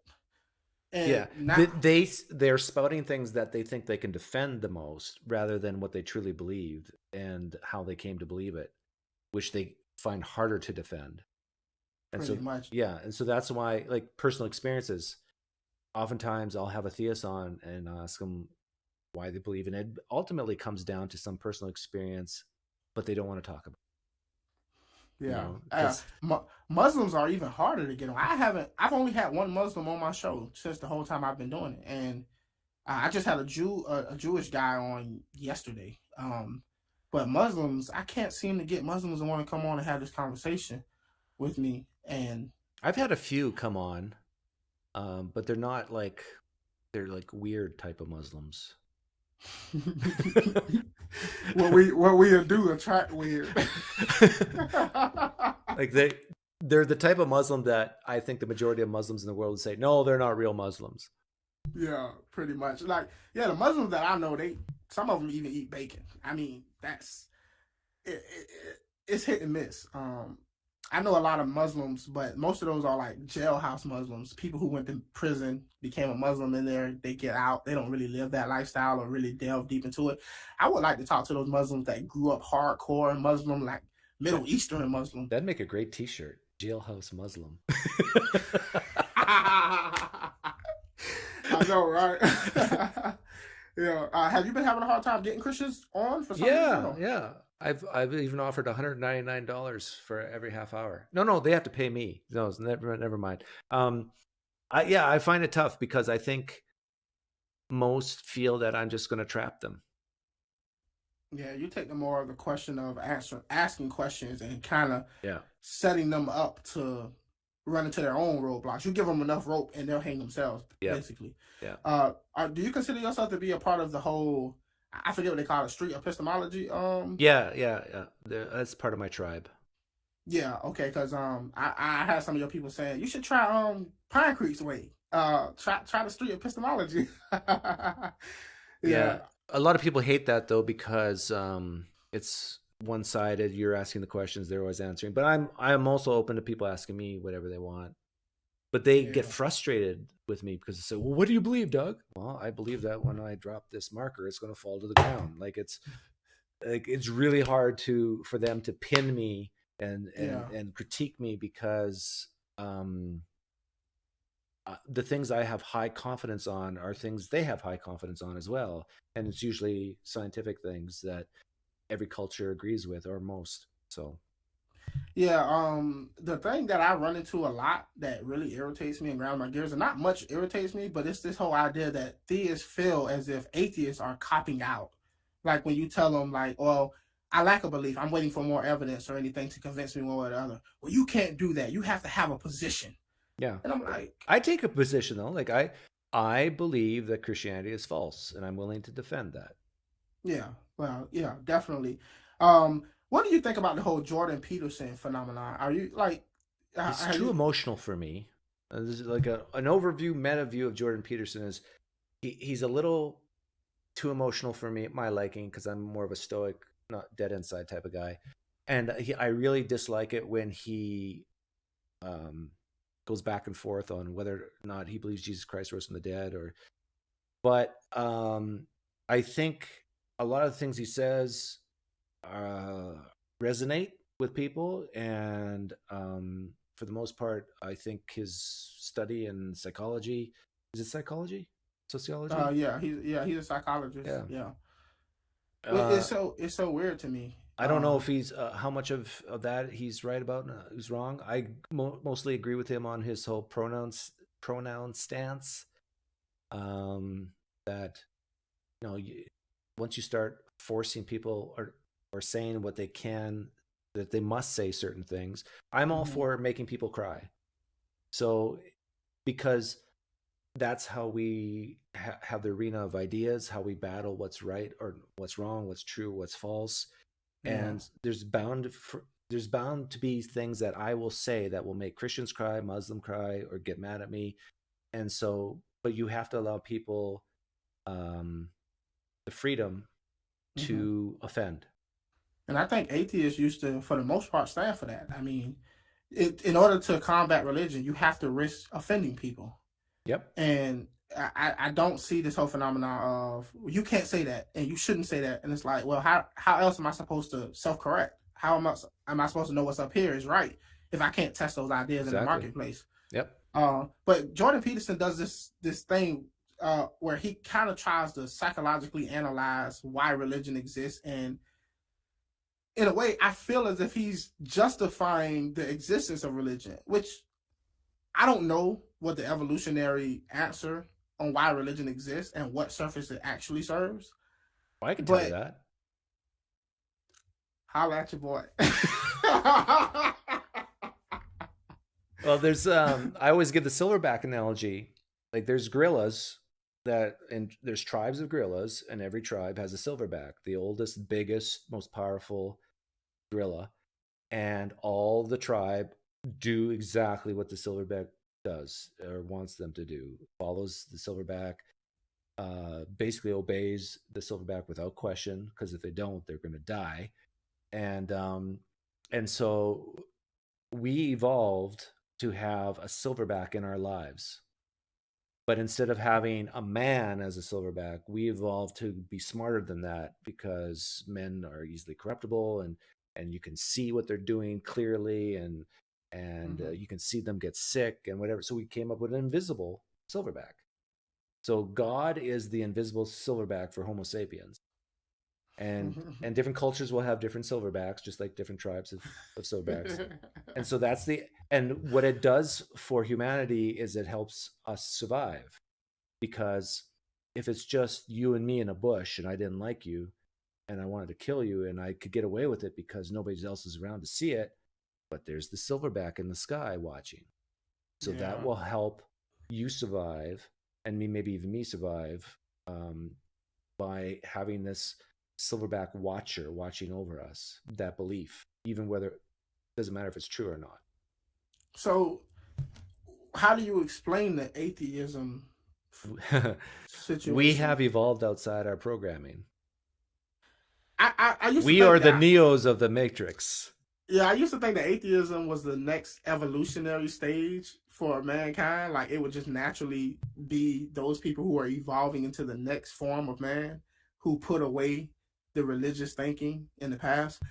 It's so weird because I know very intelligent people who are even smarter than me, who still believe in God. Yeah. Well, yeah. There's brain surgeons and doctors and lawyers who are Scientologists. Like, there's no guarantee that just because you're intelligent means you're going to. But I think I said it too harshly before, that we're evolving out. But it's more like we have come to the realization that it's not needed, that you can use things like empathy and to figure out, and well-being and unnecessary suffering, to have this standard so if you are alone and nobody's watching, that you still will not steal, or you still will not murder, because you realize you're smart enough. Not smart enough is not the right word, but you realize you don't want to do those things because you wouldn't want it done to you. Yeah, you understand the implications. If everybody did those things, we wouldn't be able to function as a society. Right. And you couldn't live with yourself if you did those things. So even though nobody else can see, you can see what you're doing. Yeah. So where do you stand on the humanism label? Do you consider yourself to be a humanist, or? I think so, but I'm a humanist who values personal responsibility over community. But so that's kind of puts me as an outsider for a lot of atheists, secular humanists. But yeah, I'd still consider myself a humanist. I could never call myself a humanist. I actually feel like I'm kind of anti-humanist. I don't think humanism can be justified in any way. I know there are a lot of atheists who, Sam Harris, for example, they'll argue that we can have some level of objective morality. I don't believe that we can justify any objective morality. I think I don't adhere to objective morality. I think ultimately, that's an interesting word, that it's all subjective, and then it evolves, it changes over time. Yeah, so how can humanism really be? There's no foundation for humanism. How do you convince somebody that they should be a humanist, because it's just your opinion? It's like, well, I think humans should be the central focus. I don't think we need to. Like, for example, like Christians would say that they know certain things are wrong because God has put it on their hearts, right? They'll say things like that. Well, an atheist says something similar, except nature put it on our hearts. We evolved to kind of almost throw up when we smell sour milk. We've evolved to know not to drink poison, like a certain taste. And the same way it goes with moral decisions. Most societies, if not all, have evolved to know that it's not good to stomp on a baby's head when it's born, because if you do that to all the babies, you're not going to survive. And so I think we've evolved, and our morality keeps changing. Yeah, and even Christians have to admit this, because you ask them, is it always wrong to stone the practicing homosexual? At one point in history, it was okay, now not. Yeah, I always wondered. They say that God gives out what morality is, and they say that I say, well, if God exists, then morality is still subjective, because we've seen, like, even based on their beliefs, their God changes his mind. He said, "Thou shalt not kill," and then he turns around and says, "Go over here and murder the Amalekites." And it's like, how does he judge what is good and what is wrong? Where does he get? How does he? It outflows from his nature. That's what they say. And if it comes from his nature, then it is inherently not good or bad. It just is what it is. Yeah, it becomes, no, it doesn't become. It is good and bad based on the standard of him. And so we looking at reality, they would say, that's how we judge what's good and bad, based on his nature. and our judge of what good and bad is subjective to us. So we even have to interpret what his will is, right, and decide for ourselves if that's good or bad. We're all in the same boat. We all have standards, and we can objectively make those subjectively make those standards beforehand, and then when we see an action go against that standard, we can objectively say it goes against that standard. It's like the same as saying 3 does not equal 2, because beforehand you've set that standard. So, but Christians don't like that. They don't like people like us saying that we have a standard outside of God that can work equally as well, and it can still be objective in one sense after you've made that standard. Do you see any downside or any negativity that comes from if there was a purely atheistic society? Would you be able to imagine how that could go wrong, or a justifiable way? Like if everybody was atheist, it would make sense that this could go wrong in this way. Yeah, sometimes I wonder, because some people evolved or are just so bad, it sometimes helps that they truly believe there's a God that will punish them if they do certain things. So, and definitely in the short term, if everybody became atheist tomorrow, there's not the infrastructure in place to help the poor, help the needy. The religious people do a lot of good still to this day in helping the poor, that the government, I don't think could do fast enough, or that humans could, because the infrastructure's there, all the churches, all the community halls and so forth that are religiously funded and based. Yeah, I had an atheist contact me and say he's trying to create a religion for atheists. Like, who's that? Is that T-Jump? No, I got a Christian I can throw your way though. I can actually give you that guy I was debating that you first discovered my video. Sure. Yeah, send him my way. Yeah, I'll send him your way, and I'll see if my Jewish friend would like to talk with you as well. Have you talked to many? I've talked to a few Jews, but yeah, I love Jews. I love Fiddler on the Roof. Yeah. The musical. But I got Fluffy wants to come in. I don't know who Fluffy is, but I'll take one more caller after you. But yeah, thanks Javier for coming on. Not a problem. Always a pleasure. Peace. Take care. I gotta see who Fluffy is. Fluffy. Hello. Are you Fluffy? The Fluffy? Not really. I'm more on the hard line than Fluffy. It's an oxymoron, let's say. Okay. Well, thanks for holding. What do you want to say to me? No problem. I was looking at your stream in the other tab. So yes, I needed a moment to mute the other tab. Oh, that's fine. When you let me in, it's a little behind in time. It takes a bit, to reach YouTube and then be broadcasted. Yeah, I get it. So what do you want to ask me something, or do you want to say something to me? Yeah, I was following the conversation before, and with Javier or with someone else? Sorry? With who? Which conversation are you talking about? The one between you and the other guy that was broadcasted on your channel a moment ago. Oh, just Javier. Yeah, okay. Yeah, I joined it after he was already here, so I didn't pick up his name or nickname. Okay. So yeah, I was basically following that, and I, let's say, kicked in when you were speaking about the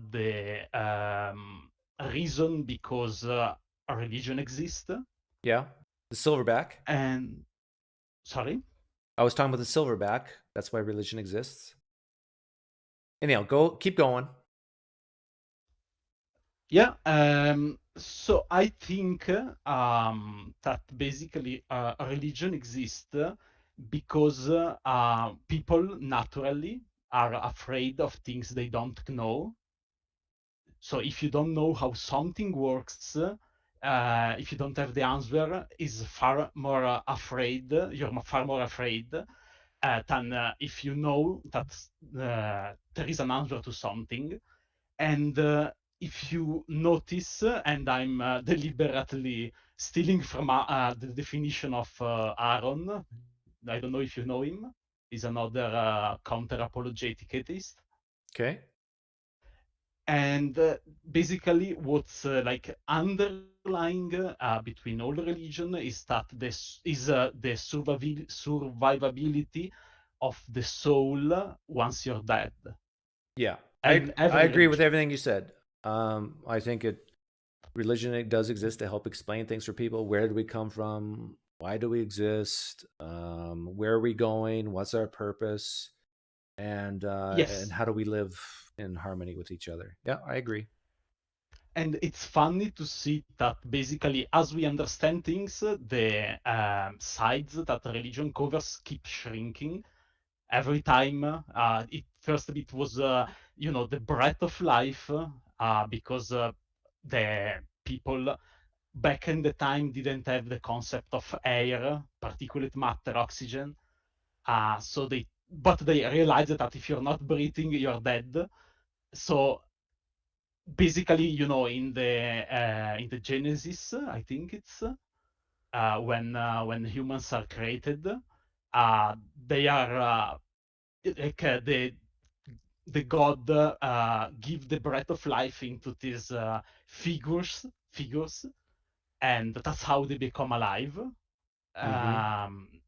So yes, that's basically the. I love your accent. Thank you. Are you I Italian? am from yes. Yeah. I am in Italy since basically when I was born. I'm technically French, but I'll spend there so like some months at most. I love how you moved. put the after every syllable.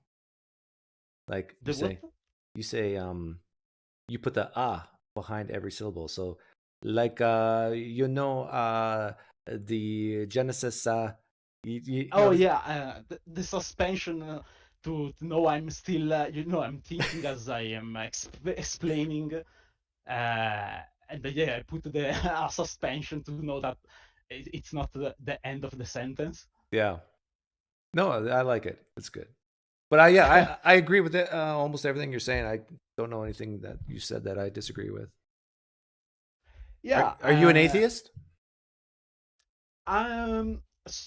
It's pretty complex. That was another thing I was thinking about talking with you before you reached with the other guy that was here before, the part that I just spoke about. See, when I ask you, are you an atheist? You could say yes, no, or I'm not sure.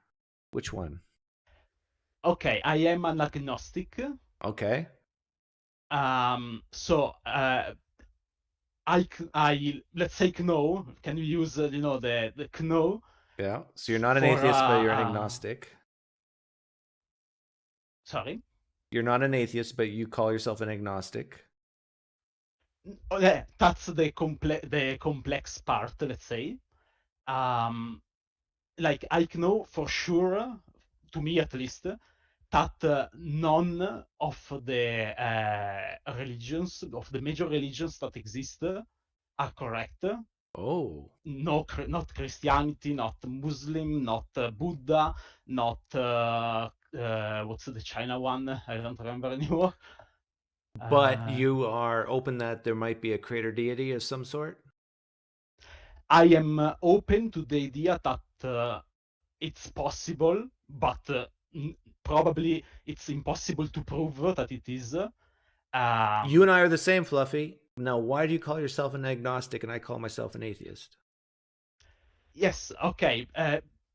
I consider the definition of atheist as, someone that says that no, absolutely for certain, no God exists. It's impossible.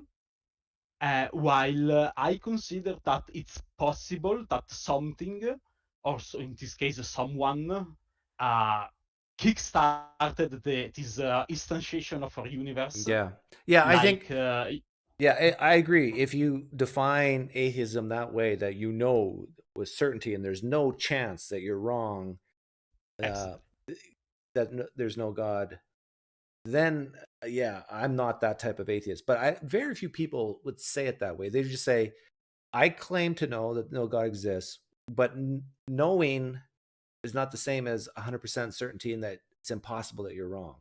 Because, for example, I can say, I know this pen's going to fall when I let go of it. But could I be wrong? Yeah. Yes. It could go up. Yes, it's possible. It's possible. It can go up. But do we have any good reason to think it's going to go up if I let go? No. No. So in the same way, you can call yourself an atheist and say no gods exist. And could you be wrong? Yes. But do we have any good reasons to think God exists? No. So you're an atheist. You're an atheist, Fluffy. Yeah. But you see where is the issue is that you had items, in this case your pen, fall hundreds of times. So I don't know, like trees falling. You saw your pens falling. Your glasses probably sometimes fell too. But we don't have any possible experience about universes, instances of universes starting. So we don't have anything to go by and say, it happened 1 million times and it was unprompted. So we don't have anything to base our speculation and say, yes, it's almost certain that it was not someone, let's say. Well, we are bounded. I think I know what you're saying, but we can use induction to say, everything in our experience that we've had questions about in the past have been, not everything, but a lot of things have been answered naturalistically. Maybe the origin of our universe, our reality, is one of those things as well. And so no deity required. Yeah, but it's a maybe. We don't know. Well, we know in the same way that we know this pen is going to fall, right? No, we know through induction. Because... Like, I know through induction, if you see a black duck come around the bush, another black duck, I ask you what color is the next duck. We've seen 1,000 ducks, all black. Yeah, how many universes did you saw starting? That's a good question. No, but I'm using induction to say that we do not need to form this idea of some other category of reality starting our existence when we have induction saying that a naturalistic explanation can answer it. But we might not know exactly and how. Maybe it was a quantum fluctuation, maybe the multiverse, who knows? But to say that it's some spiritual, intangible, non-material, supernatural thing, that's breaking the laws of induction. Well, we must say that any and every law that we know about works because we are inside this instantiation of the universe. So any law that we know that applies inside this instantiation of the universe might not apply to anything outside it. Like we could be, it's possible. I don't know how much likely, we can't know. But it's possible that we are, on. Well, it's possible a unicorn started our universe. Like, yes, at some point, at some point, like, it might be entertaining to talk about what's possible, but as far as practicality, who cares what's possible? Let's talk about let's talk about what's probable and what's testable, what's falsifiable. I value those things. And I value them too, but you have to recognize that they are bounded inside our universe. Yeah, sure. So when we are speaking about what if anything created or started, let's say, this universe, if it was created, we don't know. We don't know if it was created. Maybe it existed forever, and we don't know. I know we don't know exactly, but why hypothesize about something that's a new category of reality? Like, for example, let's put two things on the table. That our universe was created by something natural, like the quantum fluctuation. Okay? Okay. That's option one. Option two is a deity did it. Let's say the Christian God did it. Okay. Isn't it more reasonable to say a quantum fluctuation over the Christian deity? Yes, I will say yes. Okay, and we can do that for all the other concepts of gods. We could do that even with concepts of supernatural without gods, some type of pantheism, whatever. I mean, if we're agreed that it's more reasonable to say something natural did it, then what are we really talking about? We are talking about that there's still a possibility. Yeah, but I don't care about that. And you don't either. Right? We don't care about what's possible. No, we don't care about what's possible. That's correct. Just like we both agreed that it's possible that when I let go of the pen, it could go up. But we know, in some sense of the word know, that it's going to go down towards the earth. We know it. Could we be wrong? Yes, but we still can say we know it. Just in the same way we know that no God created our universe, even though we could be wrong. Does that make sense? It's possible that a God created the universe. Oh, I'm getting a good defense of hard atheism here. I use the word know for things that I can prove. What do you mean by prove? What do you mean by prove? I prove. I mean that there should be a parallel. There should be a method that I can explain how it came to be that the pen falls. In this case, I can say yes, the pen is subjected to gravity. But are you saying by the word prove that it's impossible to be wrong? No, I leave a small possibility in case, something so drastic happens that when you leave the pen, the reality breaks, basically, and it flies up. But yes, within a certain margin of reasonability, we know that the pen will fall because I understand know the mechanism. So you're agreeing with me that you can say that, use the word prove, you can use the word know, and still be open to the idea that you might be wrong. Like science does that all the time. And yeah, but we use it for a probability that is very, very small on something we understand. Right. While the creation, let me pass the term. You're an atheist, Fluffy. Yeah, sorry. The instantiation of our universe, we don't know how it worked. We don't know. So we can put any probability to naturalistic. Fluffy, you're an atheist. In the sense. Yes, that's correct. No, sorry. People call me sorry. People call me atheist, but technically I am an agnostic. I know that if you give me the Bible, I will take it and put it in the shredder because that can't work. It's inconsistent. It's okay. Fluffy, if you have a beer in the fridge, go ahead and drink it now. But just say after me, I am an atheist. It's okay. You'll be okay. You'll be fine. No, I call myself an atheist to people that maybe are not so well versed in between the terminology, but I consider myself an agnostic because. But you're deceiving yourself. You're an atheist. I was saying to me. I know, to you. When you say it to yourself, I'm an agnostic, you're actually deceiving yourself. You're an atheist. I was saying to me, we don't know what let's say generated, started, whichever term you want to use, the universe. And since we are bounded inside this universe, we might as well never know. And it doesn't make sense to search it because we can't. Is it 50-50 for you? Confusion. No.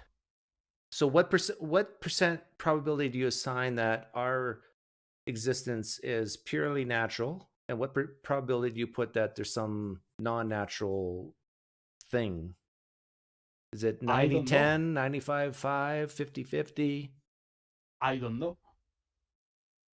Well, I'm talking. I'm asking about your intuition. What does your intuition say? What does your belief say? My intuition tells me that very likely it's something natural. That very likely something's natural, just like it's very likely that this will fall when it drops. Yes. Yeah.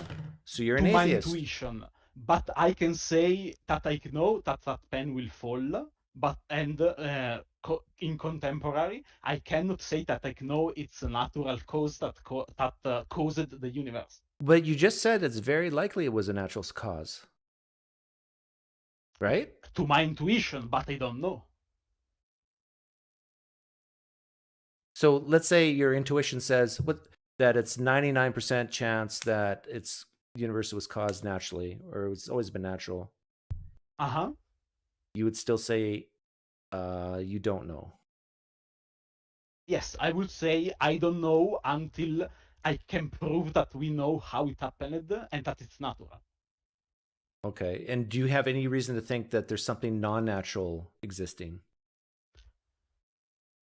Well, depends how you define non-natural. Basically, not matter. It doesn't even have to be protons, electrons, neutrons, quarks, but that it's still natural, meaning that it has some type of observation that could potentially be looked at scientifically. Because we didn't know at some point in our history we didn't know protons existed, but now we do. Correct. Yeah. So what do you have any reason to think that there's some reality other than the natural? I will make an analogy if I can. Maybe it explains better one. No, can you just answer my question? Like, do you have any reason at all to think something other than the natural exists?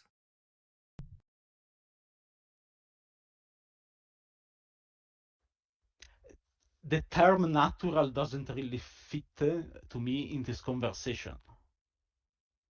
Okay. Do you have any reason to think something supernatural exists? It's possible.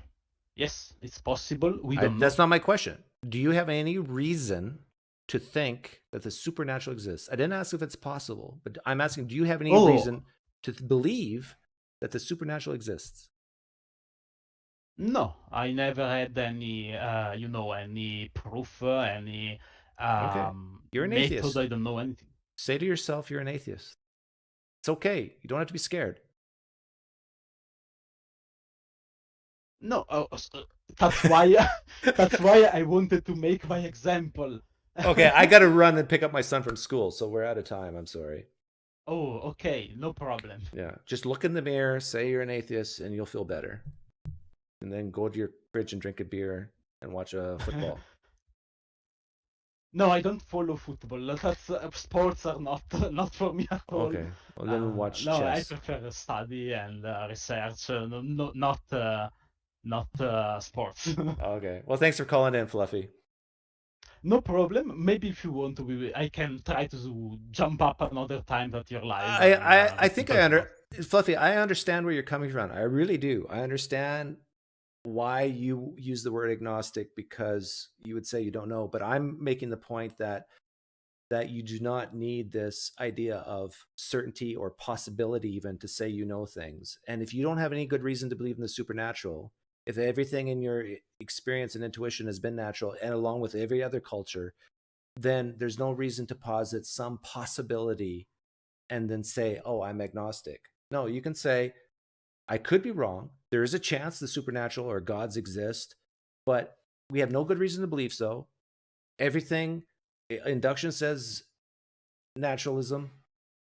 You're an atheist, and go on your merry way. Anyhow, take care. Okay, we will eventually pick up on another time when you're free. All the best.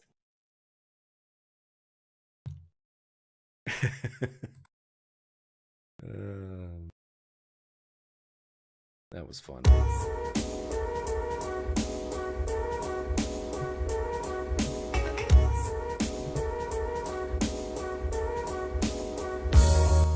That's how you convert people to hard atheism, right there. Most agnostics, I think, are atheists. Atheists are hated, so they don't want to admit it. Yeah, it's a safe space. Take a leap of faith. Become an atheist today. It's okay. You'll be fine. Your mother will still love you. Well, maybe not. I'll still love you. No, maybe not. Somebody will still love you.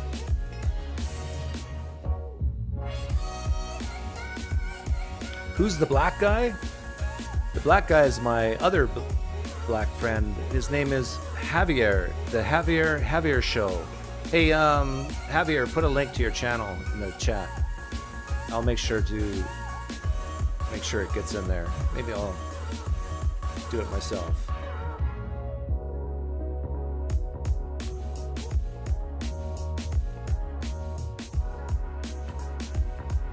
Yeah, here we go.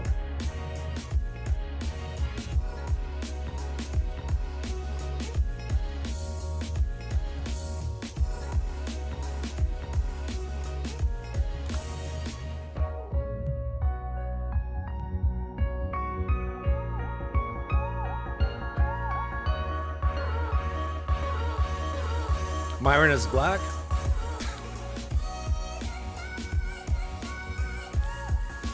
I don't see color. I only see bald. Curb Your Enthusiasm fans will know what I mean. I encourage everyone to be colorblind when it comes to humans, but notice hair.